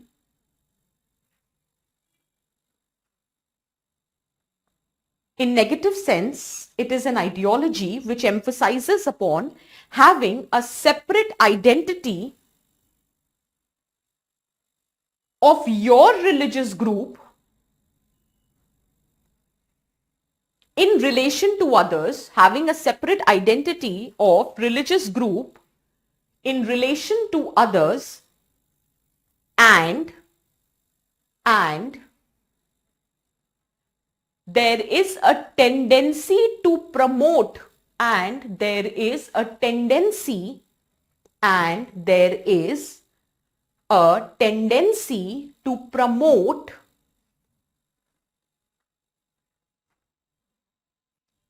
your own interest. There is a tendency to promote your own interest at the expense of others. There is a tendency to promote your own interest at the expense of others.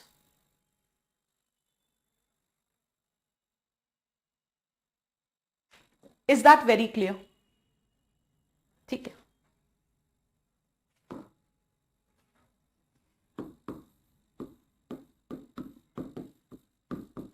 There are different manifestations of communalism. This you might have studied in history. Mild, moderate, and extreme. There are three manifestations of communalism: mild, moderate, and extreme. Mild communalism. When people belonging to same community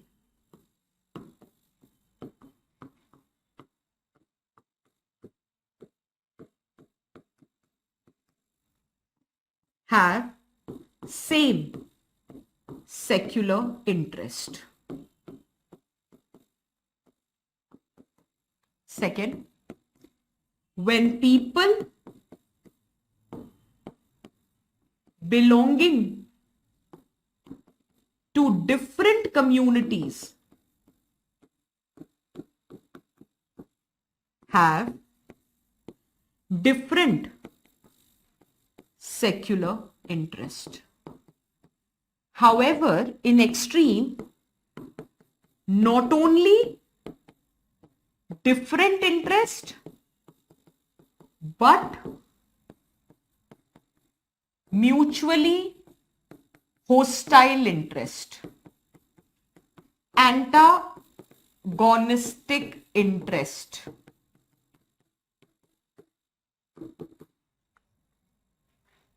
That is extreme form of communalism.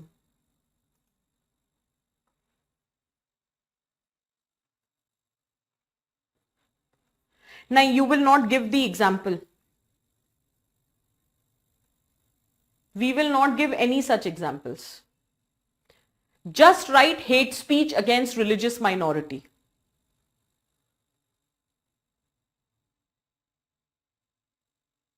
Hate speeches against minorities, religious minorities. You will not give any specific example. We all know the reality. We never know who's correcting the paper, and ultimately we have certain selfish objective to clear the exam. So we will not give any specific examples specifically in context of controversial or sensitive issues. Just writes hate speeches against religious minorities.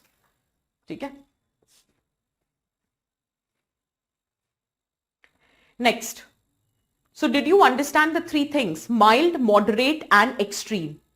Mild, when people belonging to same community have same secular interest. When people belonging to different community have different socio-political economic interest. That is moderate communalism.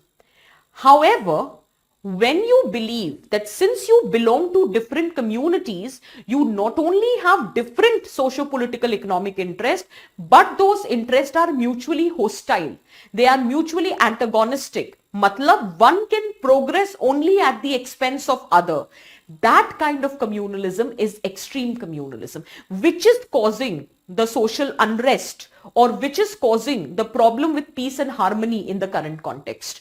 That we are made to believe that one religious group can progress only at the expense of other religious groups.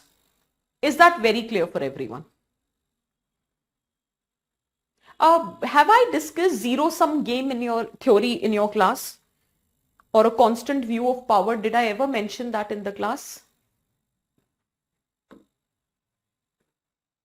Have I ever mentioned zero-sum or a constant view of power? Because this mutual, जो hostile interest आता है, that concept is borrowed from here. It is believed that in society, which is not true, this is a theoretical interpretation. Okay, fine, I got. It is a theoretical interpretation. It says zero-sum game, where we are made to believe that overall power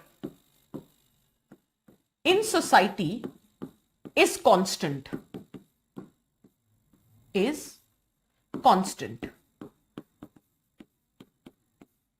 Which implies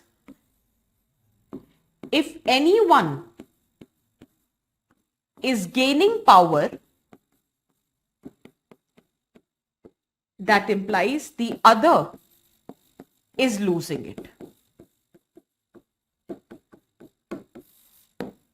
However, that might not be true.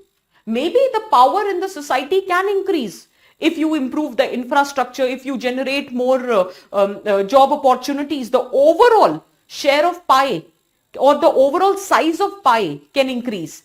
And when the overall size of pie will increase, then everyone's share will also increase. Right? So it is not true that, the power in the society is constant. That is one perspective which is being used often to pit one group against other, which says that overall power in society is constant. So let us say this is a society which has 100 power. I'm giving you a means to explain the concept. On one hand, let us say we have Hindus. On the other hand, let us say we have Muslims. Okay. Ideal situation, let us say Hindus have 50 power, Muslim have 50 power. अब वो logic मत देना कि ये population 84% है, वो 14% है. कहने का मतलब है कि जितनी पावर होनी चाहिए उतनी है. Let us assume कि it is a good situation which is being created. However, let us say the power of Muslims increased to 75. Automatically, Hindus are assuming that their power has reduced to 25. Is that very clear? You are made to believe by certain fringe elements or anti-social elements in the society कि see, their status is improving. That means their status has improved at the cost of your status. So without even realizing, you are made to believe that see, your progress has deteriorated. Your status has deteriorated because it is only at your expense that their interest is getting promoted. Is that very clear? Similarly, remove Hindu and Muslims from here. Put here natives and migrants.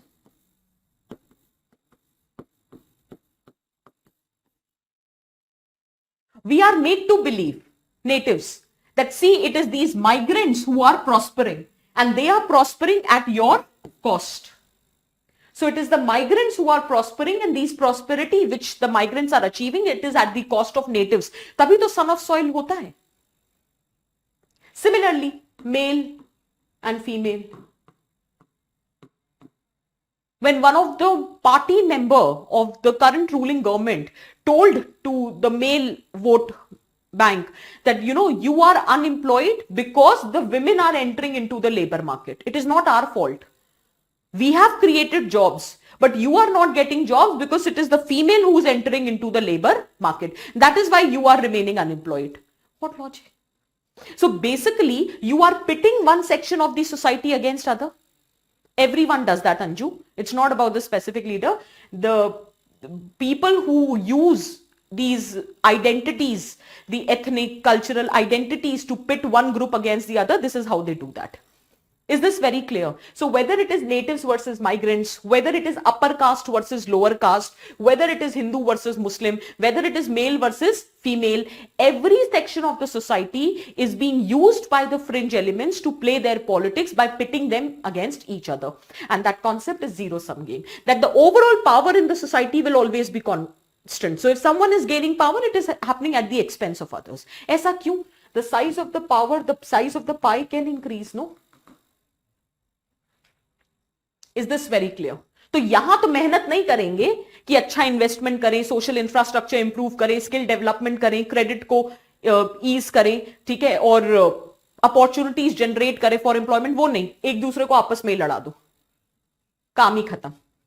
जहां पे instead of blaming the governance for your deprived state, you start blaming the other religious, cultural, caste, gender groups for your deprivation. We don't ever question the government, whether it is whichever government. We are just trying to fight it among each other. Is that very clear for everyone? Did you understand? So this results into extreme form of communalism. Actually, ये समझाया सिर्फ इसलिए है, when we are made to believe that not only our interests are different, but they are mutually hostile or antagonistic interest. That is, one can progress only at the expense of other. One can progress only at the expense of other. Is this clear for everyone? Take it.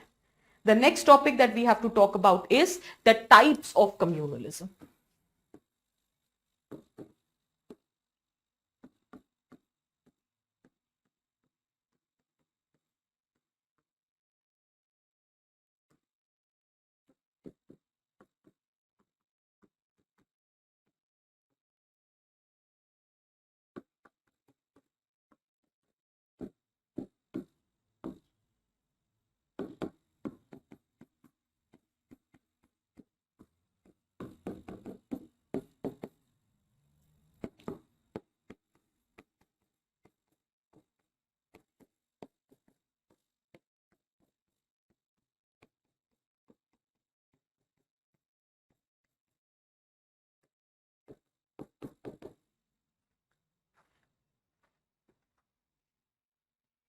there are 6 different types of communalism. There is a reason why we are studying different types.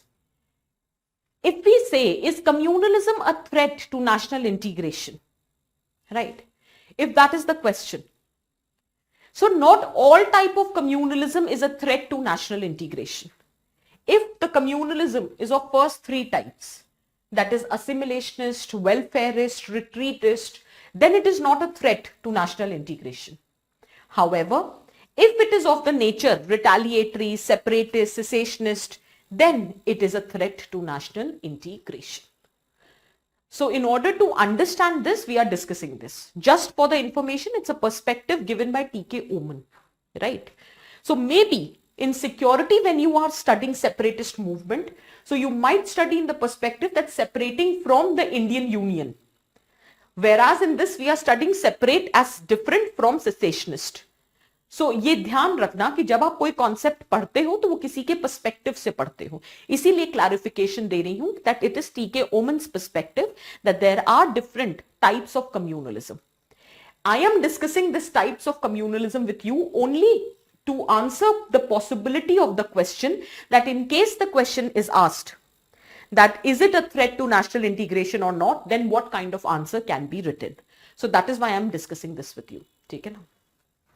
और कभी ना कभी question आ ही जाता है. अब जब मैंने ये डेफिनेशन पढ़ाई थी that a man of religion is not communal but one who practice, तो उसके हमें तो नहीं उम्मीद थी ना दैट यूपीएससी पूछेगा, बट यूपीएससी ने पूछ ही लिया रिलीजियसनेस एंड कम्युनलिज्म में क्या डिफरेंस होता है. So the point here is you should be prepared from all possible set of questions which can be asked. Assimilationist communalism. Write down the first thing. When, I hope you've written all the 6. When a larger religious community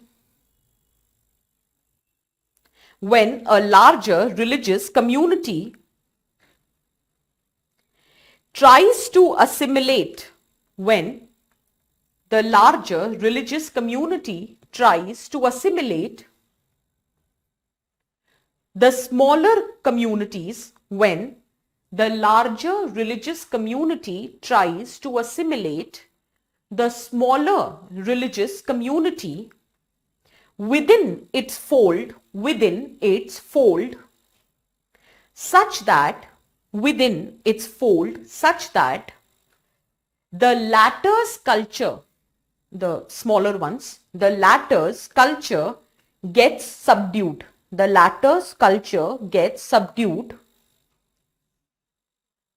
It is referred as assimilationist communalism. For example, Hindu Code Bill.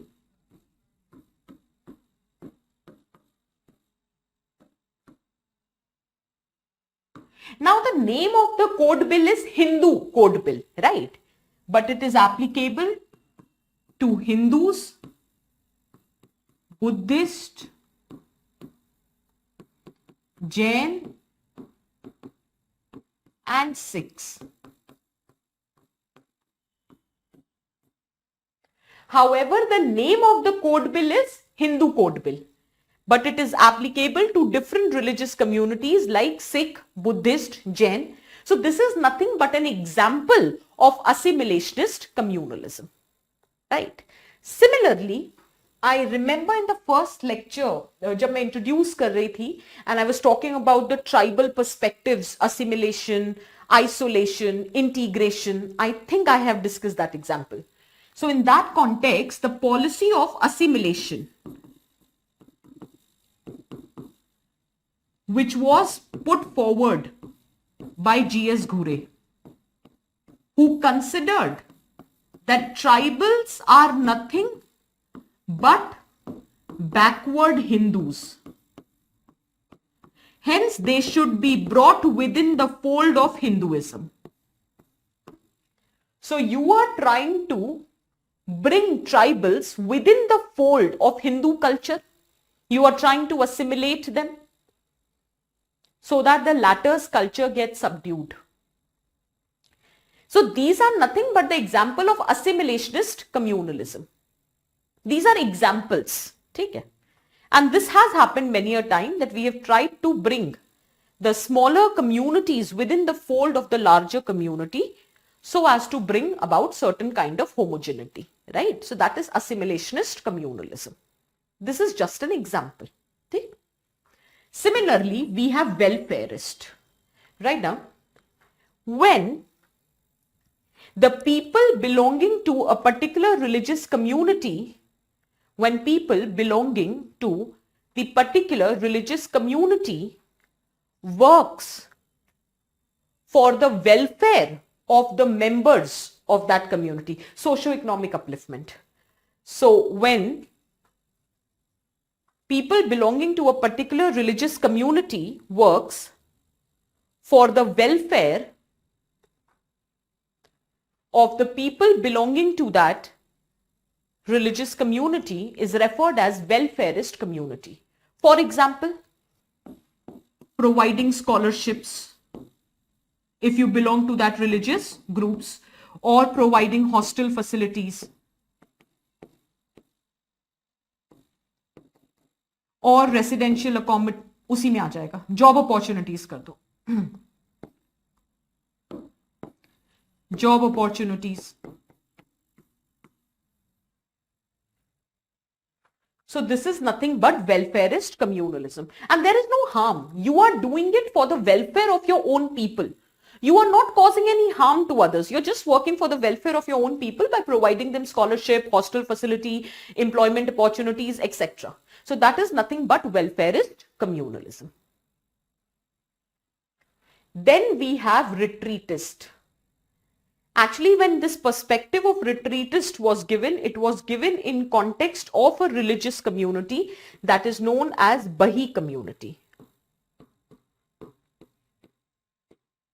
Bahism is the youngest religion which has emerged in 19th century in context of Iran. And Bahism as a religion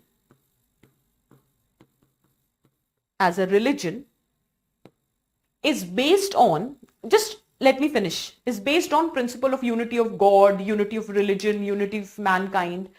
Retreat word समझते हो? आपको बहिज्म की detail में नहीं जाना है. Retreat word समझते हो? वापस आना. Retreat yourself, moving back. ठीक है? When I say you practice your politics by linking it with religion, that is communalism. ठीक है? And when you are asking your members not to participate in politics based on religion, then it is retreating communalism. I'll again reiterate. I said, when you practice your politics by linking it with religion, it is communal. Okay, communalism. But when on the same religious lines, I'm asking my members not to participate in party politics, I'm asking them to retreat from politics on religious lines, that is retreatist communalism. So again, this is not a threat to national integration. Write down, retreatist communalism. The members of Bahi community are forbidden. The members of Bahi community are forbidden to participate in the party politics, are forbidden to participate in party politics since it is based on the ideology,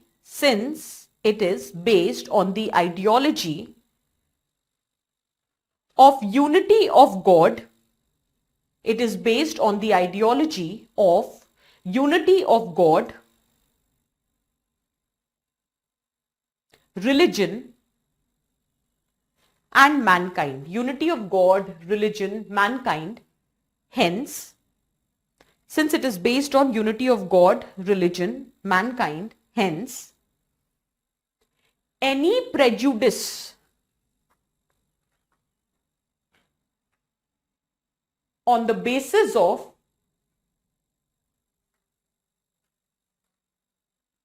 political aspect is believed to destroy this unity. Any prejudice based on political aspect, racial aspect, religious aspect, etc. is believed to destroy this unity, is believed to destroy this unity. इसीलिए, don't write इसीलिए, that is why I'm saying that is why these people have been asked to retreat. Do not participate in party politics. You need to retreat from participation in party politics, and this reason behind this retreatment is based on religion. That is why it is retreatist communalism. Is this very clear? However, when I talk about retaliatory, this is nothing but zero-sum game, where one religious group is pitted against another religious group because they are made to believe that their interests are mutually hostile. So retaliatory, write down. It is a violent manifestation. It is a violent manifestation as communities believe, as the religious community, it is having a violent manifestation. It is having a violent manifestation as communities believe that they have mutually hostile interest. They have mutually hostile interest. Okay. To understand these two, it can be done through example. Separatist. Example of creation of separate Punjab state. Punjab state. I'll discuss this in detail in post-independence, but let me give you a brief overview. When we talk about creation of separate Punjab state, remember I told you linguistic reorganization के लिए state reorganization commission was established. However, Bombay and Punjab were not bifurcated. Punjab was not bifurcated because it was believed that the demand for a separate Punjab state is communal in nature.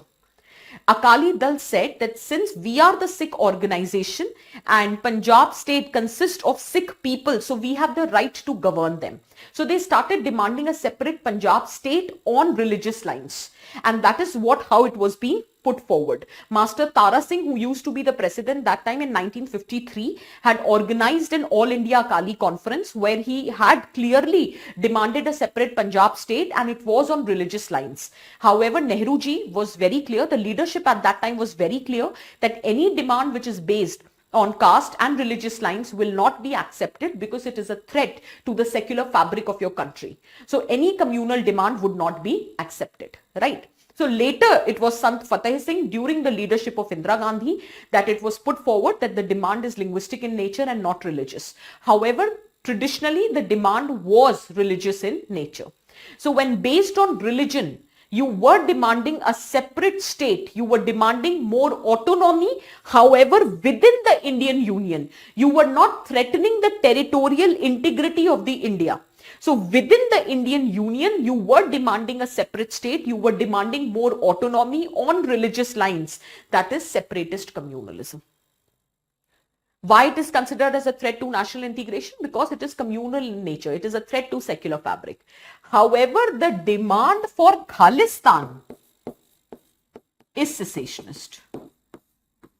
Where on religious lines, you are not only demanding an autonomous state, you are demanding a separate nation altogether. Is that clear? Mitali, relative deprivation has no end to it. It has no end to it. Did you get the point? It all depends that with reference group you are comparing yourself, right? So ideally, it is believed that welfarist communalism is not a threat to national integration. However, fringe elements can manipulate. That देखो जैन लोगों को वो सिर्फ अपने ही group के prosperity के लिए काम करते हैं.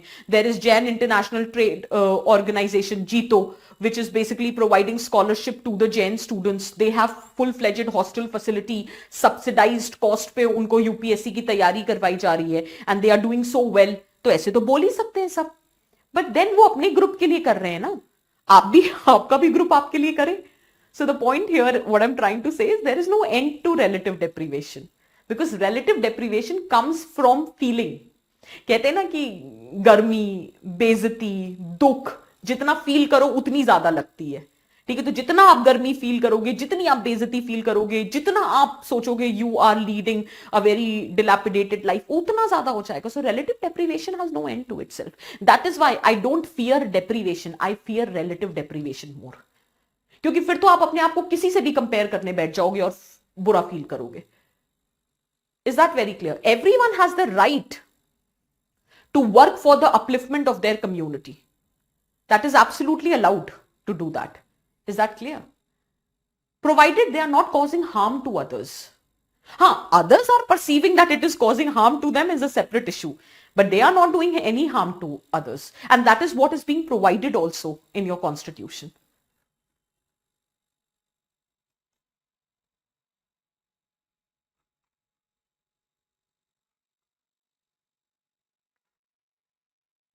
Is this very clear? Is the cessationist part clear for everyone?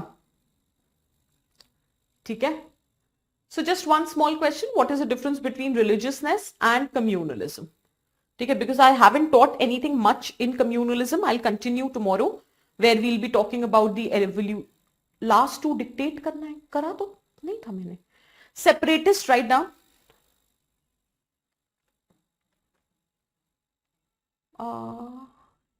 Separatist communalism, when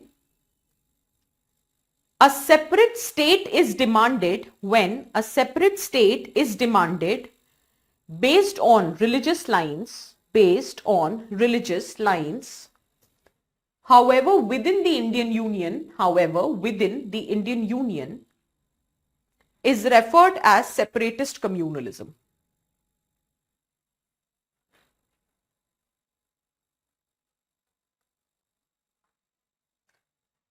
Or you can write, when there is demand for autonomy, on the religious lines, however, within the Indian Union, it is referred as separatist communalism.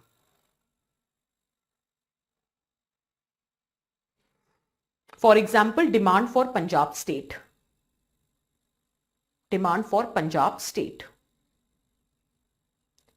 Cessationist. When there is demand for separate nation on religious lines,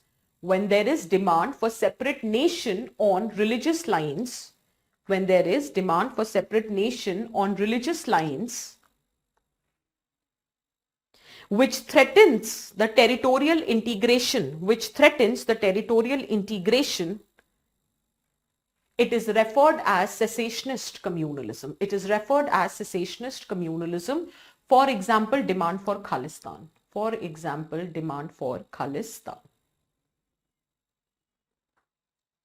So we'll continue tomorrow. Tomorrow we'll finish off communalism and I'll start with regionalism. That's the agenda for tomorrow's lecture. Okay, so officially the lecture gets concluded. I am just taking few of the doubts. So there is one doubt. Shantanu, what is linguistic chauvinism?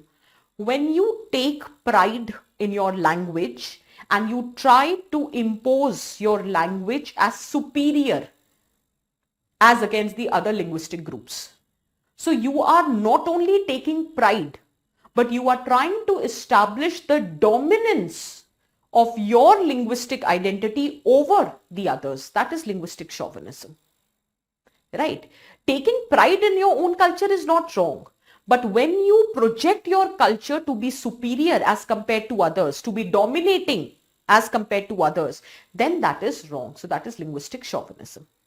Cult is basically, how should I put it? Okay, let us say that you have every religion, let us say, has goal of salvation. Okay, more or less, the religion have goal of salvation.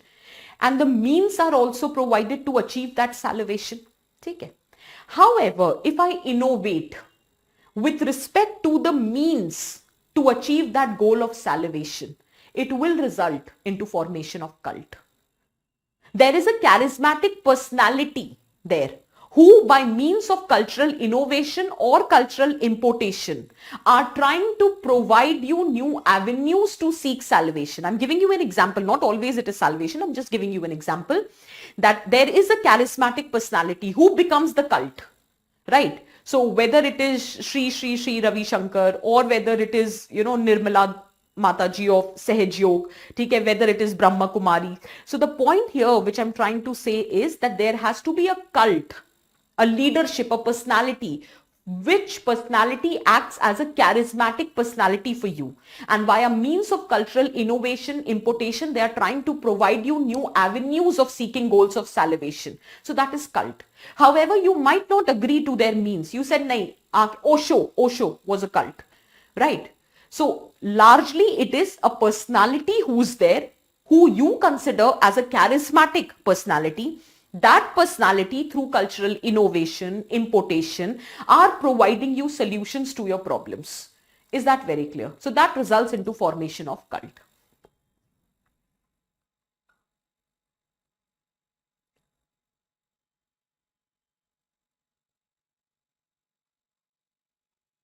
Ma'am, can you please tell us the strategy? Okay.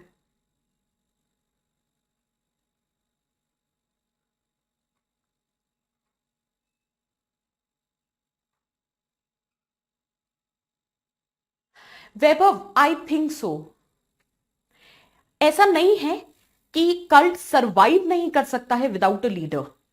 But to start with a cult, there has to be a leader. There are many cults which are surviving even after the death of the leader, because it is through their teachings, it is through their ideology, it is through their perception that they are functioning. Okay. However, largely it is believed that the cult formation happens when there is a charismatic personality. But ऐसा नहीं है that after the death of the personality, the cult comes to an end. The cult still thrives. ठीक है. So कह सकते हैं.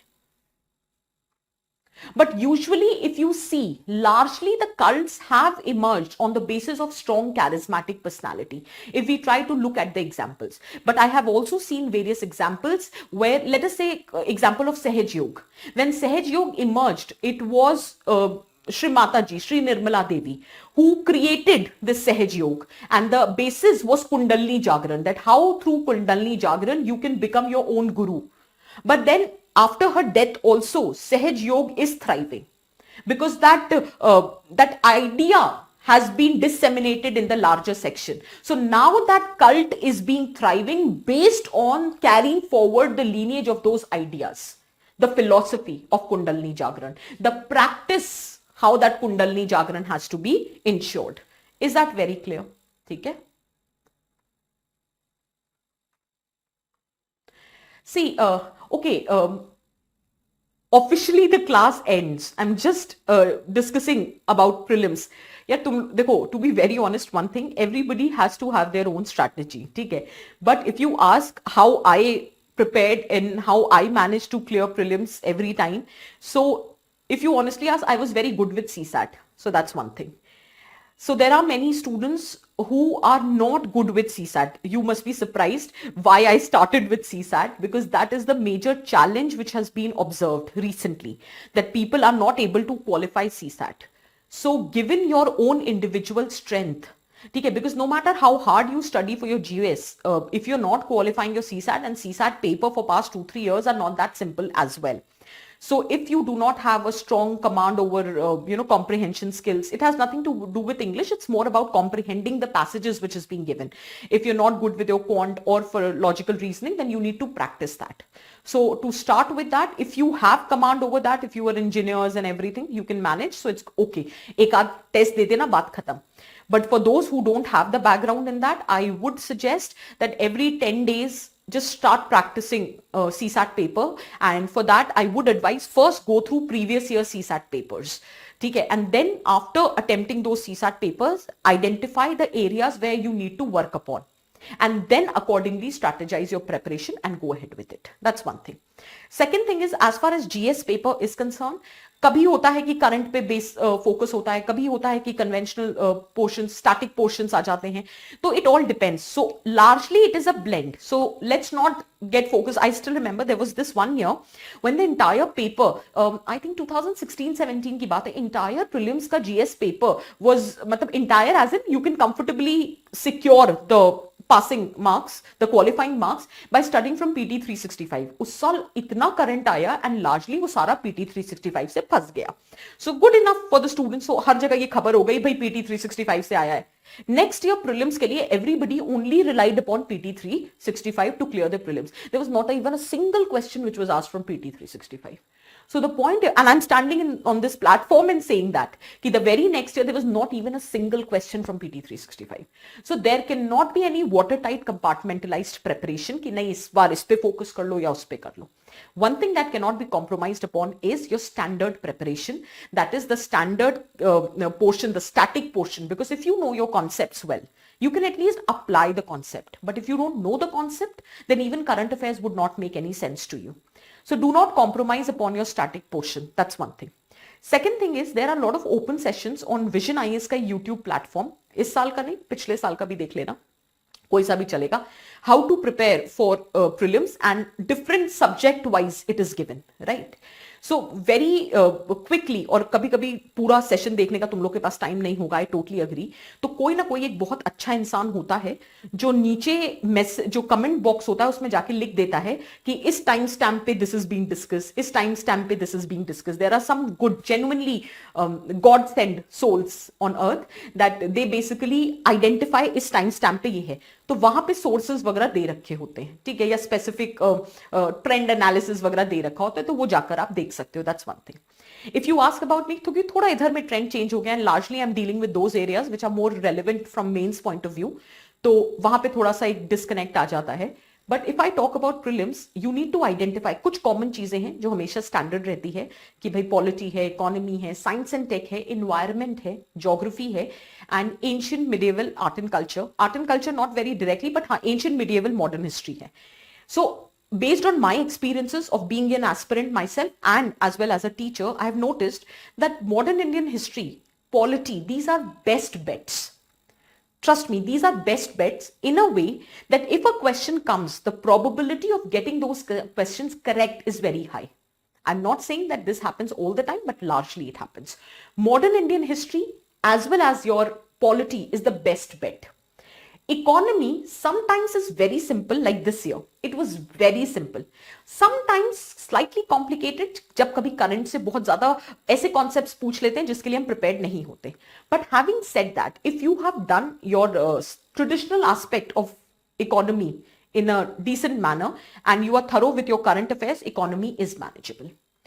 Geography में largely the number of questions have declined over a period of time because the weightage has been shifted to more of environment based questions. तो कभी कभी वो bifurcation में issue आ जाता है.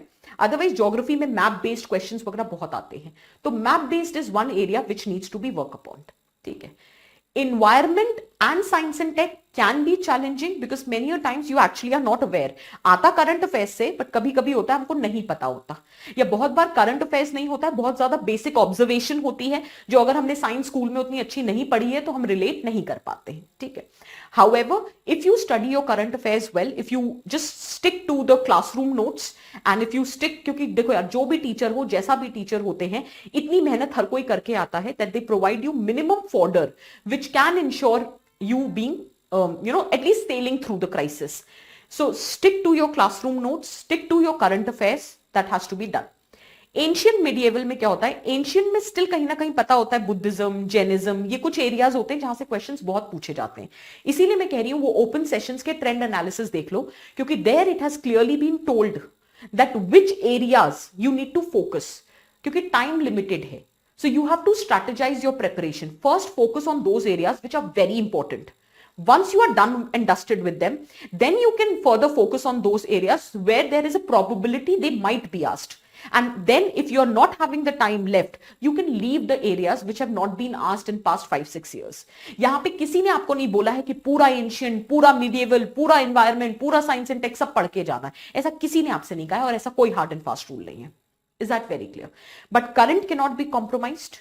And the subjects that largely has been asked, you have to identify your strengths.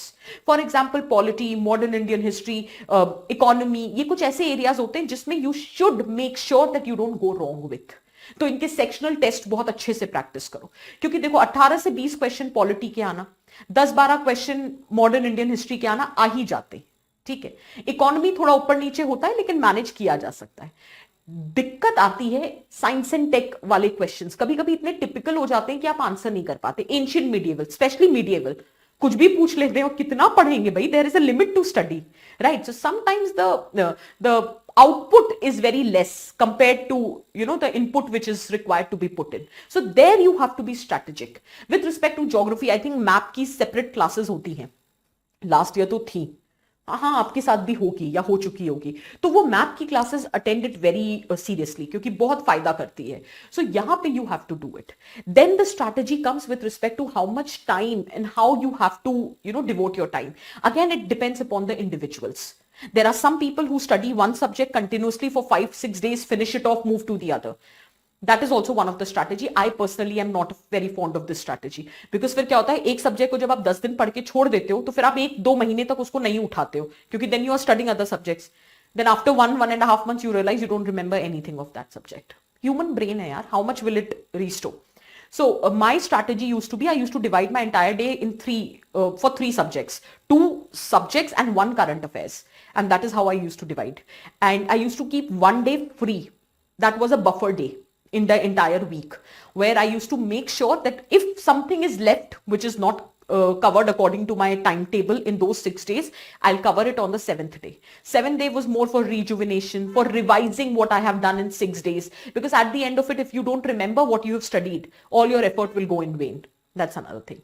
Third thing is with respect to prelims, it was the help of my friend that I developed a very positive attitude. I was very scared of prelims because I used to think it's like a lottery system. No matter how hardworking you are, on that very day, if it didn't work for you, you will be out of the list and you will never get the opportunity to write mains. So I was very scared of prelims. But then my friend, she gave me a lot of confidence and she told me, Smriti, the best thing about prelims is, I was like, what? She's like, answer is right in front of you. I was like, yeah. So she's like, it's more like Sherlock Holmes approach. That, the answer is right in front of you. Either you know who's the culprit. If you don't know who's the culprit, then by using those strategy of guessing, eliminating, you have to find the culprit. At least you have the answer in front of you. तो अगर कभी भी पढ़ा है, एक आध बार भी revise किया है, so if you're glancing through those options and sometimes options actually एक भी पता है, suppose करो कभी एक आपको एग्जांपल देती हूँ, एक पीवीटीजी पे क्वेश्चन आया था और उसमें सबको मैंने पढ़ाया था, देयर आर 75 पीवीटीजीज, पीवीटीजी का क्या कैरेक्टरिस्टिक है, सब कुछ पढ़ा दिया। तो यूपीएससी ने क्वेश्चन पूछा और 75 पीवीटीजी वाला जो पॉइंट था ये सबको आता था। उसके बाद उन्होंने पूछा आंध्रा में ये नए पीवीटीजीज हैं या उड़ीसा में ये। अब किसको याद होगा आंध्रा में कौन सा पीवीटीजी है और उड़ीसा में कौन सा पीवीटीजी है, बट सबको ये पता था कि 75 PVTGs are there in India. Is that very clear? और ऑप्शन इस तरह से दिए हुए थे that if you only remember that one statement 75 PVTGs, you can identify the option and you can correct it. Did you get my point? So question को देख के डरना नहीं होता, नहीं मुझे तो पता ही नहीं आंध्रा में कौन है, उड़ीसा में कौन है, और पता करना भी नहीं है। 75 नाम याद करोगे क्या state wise? So you have to be very judicious while you are preparing yourself. अगर एक बार ऐसा सवाल पूछ लिया तो सारे नाम याद करने बैठ गए, ऐसा कुछ नहीं होता। एक स्टेटमेंट भी अगर पता है तो कभी कभी ऑप्शंस इस तरह से दिए होते हैं कि एलिमिनेट हो जाते हैं। इसलिए the bottom line is the more you practice questions, the more you will be in the comfortable zone. And trust me, no matter जितने टॉपर्स थे या जितने आज तक, सब लोग आपको एक ही बात बोलेंगे, जितने टेस्ट लिखोगे, तो whether it is previous year question, whether it is mock test from the market, whether it is the test available to you by Vision, make sure you attempt at least 40 to 50 test. Do you realize 4 से 5,000 question अगर practice कर लोगे तो क्या वहां जाके 100 question नहीं कर पाओगे? सोचो साइकोलॉजिकली कितना मोटिवेटिंग होगा that you have practised 5,000 questions, you are in a comfortable zone. Is that very clear? Secondly, there are 2 ways of attempting the test. One way is that full test mode. So एक बार थोड़ा सा तैयारी हो जाए आप लोगों की, एक सब्जेक्ट कंप्लीट कर लो, जैसे पॉलिटी का सेक्शनल टेस्ट दे रहे हो, syllabus has been completed, go write the test, that's one way of doing it. But when you have to give too many test, let us say, ठीक है, every day you want to practice कि चलो आधा घंटा test देख लेते हैं या प्रैक्टिस कर लेते हैं क्वेश्चन। हर चीज टेस्ट नहीं होती, it's also about practising the questions.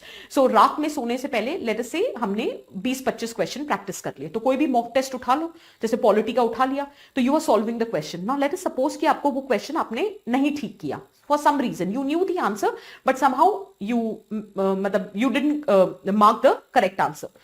अब वो सेल्फ इंट्रोस्पेक्टिंग मोड में मत चले जाओ, हाय ये आंसर क्यों गलत हो गया, मेरी तो तैयारी अच्छी नहीं हो रही है, I think I am not prepared for it, and then you are into that panic zone. कोई बात नहीं, मॉक टेस्ट में टॉप नहीं करना है, एग्जाम वहां क्वालिफाई करना है, वहां पे भी टॉप नहीं करना है, सिर्फ रिलेटिवली इतना मैनेज कर लो कि जो कट ऑफ लिस्ट उससे बस एक नंबर उस तरफ हो, बस उतना मैनेज करना है, ठीक है ना।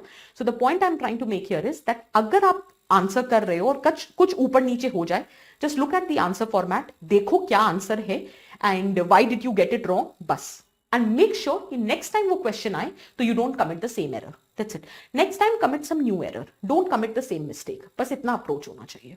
सो do not take these test in a capacity that it reduces your moral, इस तरह की कोई हरकत मत करना। Is that very clear?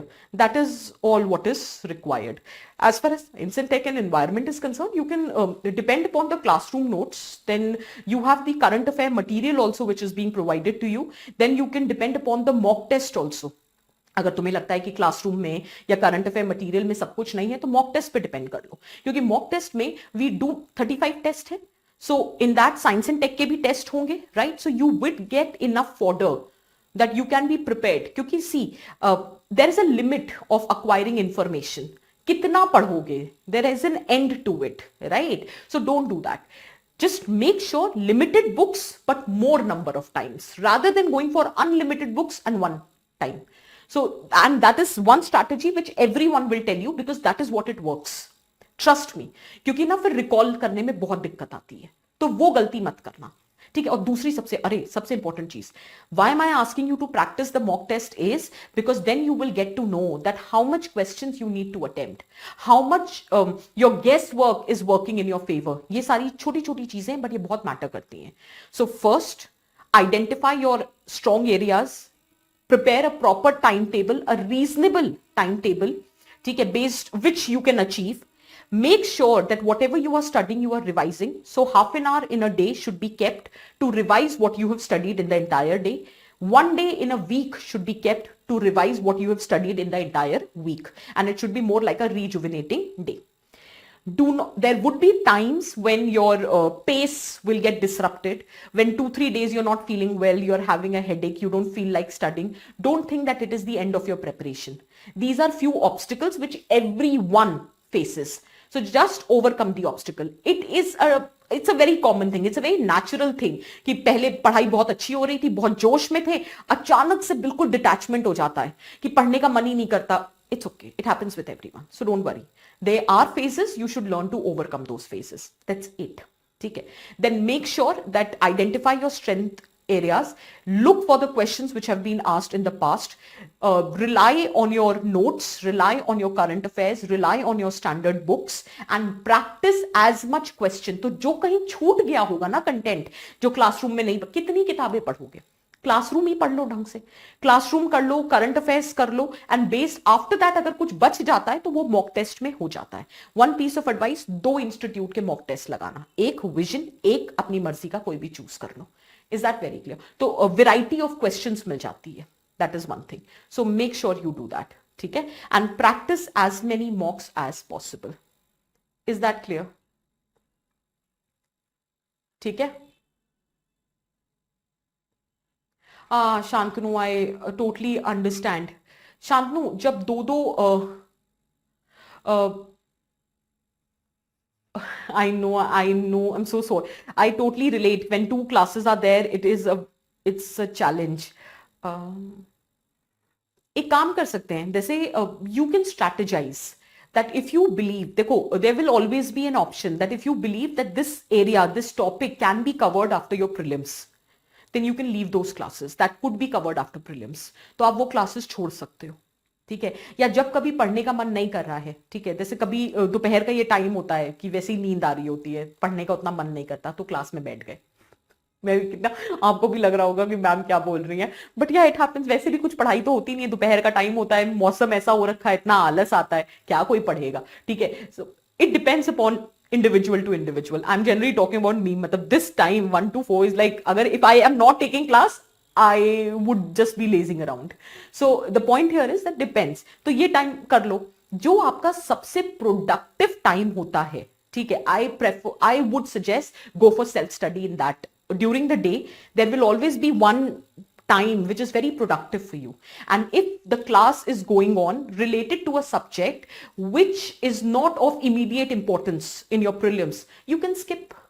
Yeah, you already know what topics would be covered in the next class, and if you think that that topic can be managed by watching the recorded lecture, or it can be managed through synopsis or something like that, you can skip for time being, क्योंकि अब अभी तो फिर भी तुम afford कर पा रहे हो लेक्चर देखना.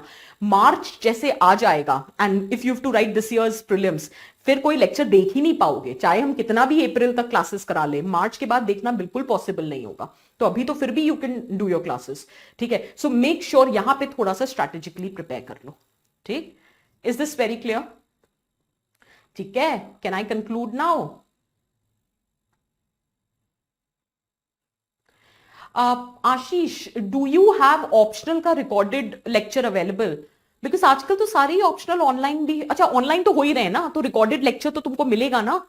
तो अगर हाफ मतलब 2/3 of your optional is covered, then leave. मतलब I think March first week से start focusing on your prelims. Optional can be done after that.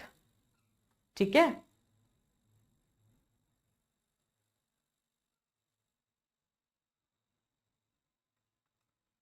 कोई बात नहीं आदित्य, इट्स ओके, कोई बात नहीं. आप कर दिस, सी ऐसा कुछ नहीं है. If you are writing this year's means it's okay, this year's prelims it's okay. अभी भी टाइम है, जून फर्स्ट वीक में है ना, तो मार्च अप्रैल में तीन महीने हैं, तो फर्स्ट मार्च से भी फोकस कर सकते हो. तो ऐसा कोई इतना परेशान नहीं. और पता है, मैं सीरियसली बताऊं, अपनी बात करती हूँ. Okay, just before I conclude this lecture, one personal incident just to give you a morale boost. मेरा फर्स्ट अटेम्प्ट था 2010 में. And again, my friend enters into the picture.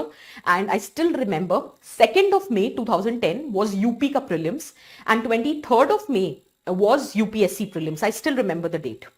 So just to tell you what exactly or how it works, 2nd of May, and I went to write UP ka prelims. Or UP ka prelims, to be very honest, was like a practice लिखाती हूँ, क्योंकि उस time पे UP में भी ना prelims में optional आता था. मेरा पबैड था फर्स्ट ऑप्शनल, मतलब प्रीलिम्स में मेरा ऑप्शनल पबैड था, and for mains it was pub ad and socio.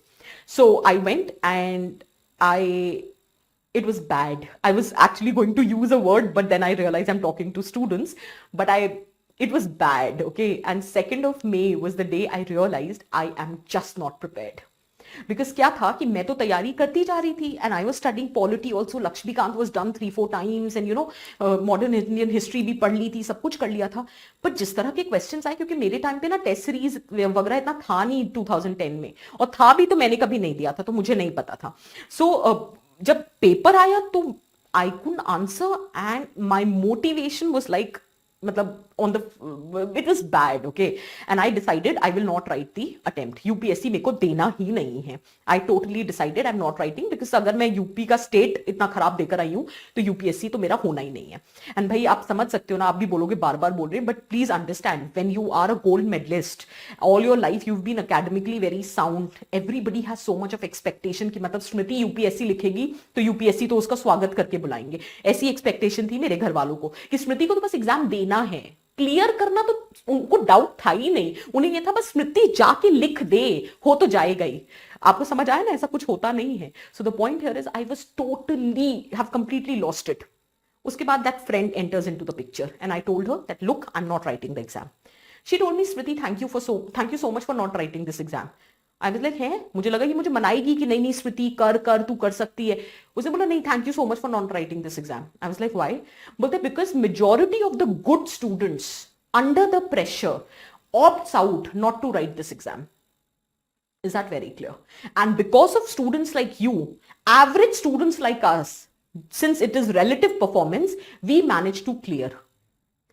मेरे को लगा यार, मतलब आप समझ सकते हो, अगर वो शायद मुझसे ये कहती ना कि नहीं यार स्मृति तू कर सकती है, ये वो, मेरे को नहीं उसका बात जमता.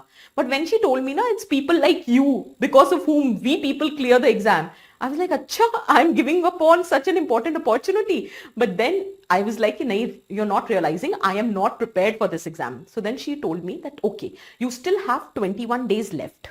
You study every day without fail, with that zeal that you're writing the exam. On 23rd of May in the morning, you decide whether to write the exam or not. I was like, अच्छा ठीक है, चलो ये भी कर लेते. for 21 days very diligently. Trust me, those 21 days were the best days because I was having no expectation. I was having no pressure. In fact, I was thinking, shayad I have an option of not writing the exam. So, but those 21 days, I studied like anything. Okay, actually that was the SAR, that was the crux of my preparation. Remaining all the efforts were not that fruitful, but those 21 days were very fruitful because that without having any doubt in my mind, I was preparing. On 23rd of May in the morning, I asked my parents not to tell anyone that I have written prelims. They were like, "Ha, Smriti, you don't worry, you just go and write. We will not tell anyone that you've written prelims." I was like, "Theek hai." I wrote the exam. Both the set of papers, I came back. My mother just asked me one thing. Am I supposed to tell the relatives that you've written prelims? And I just looked at her and I said, yeah, you can tell. Because I was so confident that there was no need even to check the list answer key because I was so confident I'm clearing. And the very next day I started preparing for mains. So are you understanding that a person, it is all about your attitude. It is all about you. Because you can never be prepared for a competitive exam. यार syllabus देखो, कहाँ से तुमको सब कुछ आता होगा और कहाँ से तुम सारे आंसर्स. कितने ऐसे क्वेश्चन थे मेरे फर्स्ट अटेम्प्ट में जो मैंने फर्जी गेस मारे थे और फिर भी सही हुए क्योंकि थोड़ा इतना पीस ऑफ माइंड था क्योंकि मुझे एक सेटिस्फैक्शन था, मेरे घर वाले किसी को नहीं बताएंगे कि मैं प्रीलिम्स लिखने जा रही हूँ. तो अगर नहीं भी हुआ तो मैं कह दूंगी मैंने दिया ही नहीं. I know you must be thinking this is so kiddish, but trust me, at that point of time, 11 years back, when I was in that age, this was very crucial what others think about me. Are you getting the point? So everything is in your attitude. Have the right kind of attitude. Don't take any stress. आप कहोगे ma'am it is easier said than done. भैया मैंने खुद भुगता है. मैं लड़की थी. नहीं अभी भी हूँ. I was a girl. I belong to a Marwari community. हमारे यहाँ 20-21 साल में शादियां हो जाती हैं. So my parents, can you imagine how much pressure was there on me? So if I can sail through that pressure, you can as well. Is that very clear? ठीक है. So just बहुत बातें हो गई. I've taken a lot of time. So just prepare and all the best and take care. We'll meet tomorrow. चलो.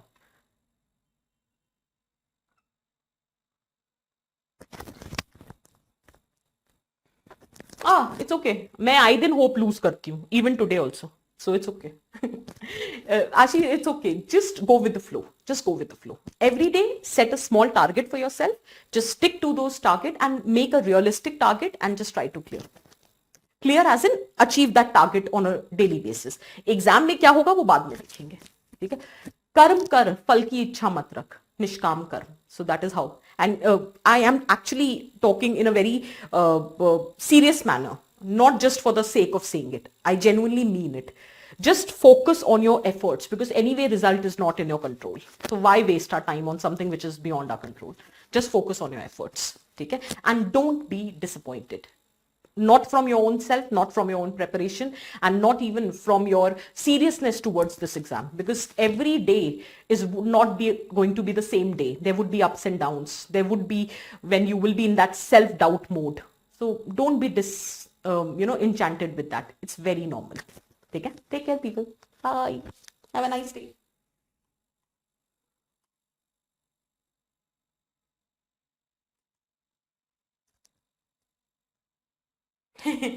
Shantanu topper तो top करने के बाद ये भी बोल देगा कि मैं सर के बल खड़ा होके पढ़ा था. नहीं नहीं नहीं ऐसा कुछ नहीं होता. बट हाँ 3 से 4 बार रिवाइज करना होता है. बस वही है. 3 to 4 times at least one should revise. मतलब एटलीस्ट मैंने तो किया था भैया. पहले अटेम्प्ट में भी 3-4 बार रिवाइज हो गया था. तो क्योंकि मुझे पता था मैं पॉलिटी मुझे पसंद भी थी और मैं पढ़ती भी बहुत थी. तो इतना तो करना होता है. और मॉक टेस्ट एक्चुअली देने होते हैं. मतलब मिनिमम 35 to 40 टेस्ट तो देने ही चाहिए. ये तो मतलब हाँ there is a topper who said that she और he has attempted 80 to 90 mock test. अब इतना नहीं बोलूंगी मैं but at least 35-40 test should be attempted.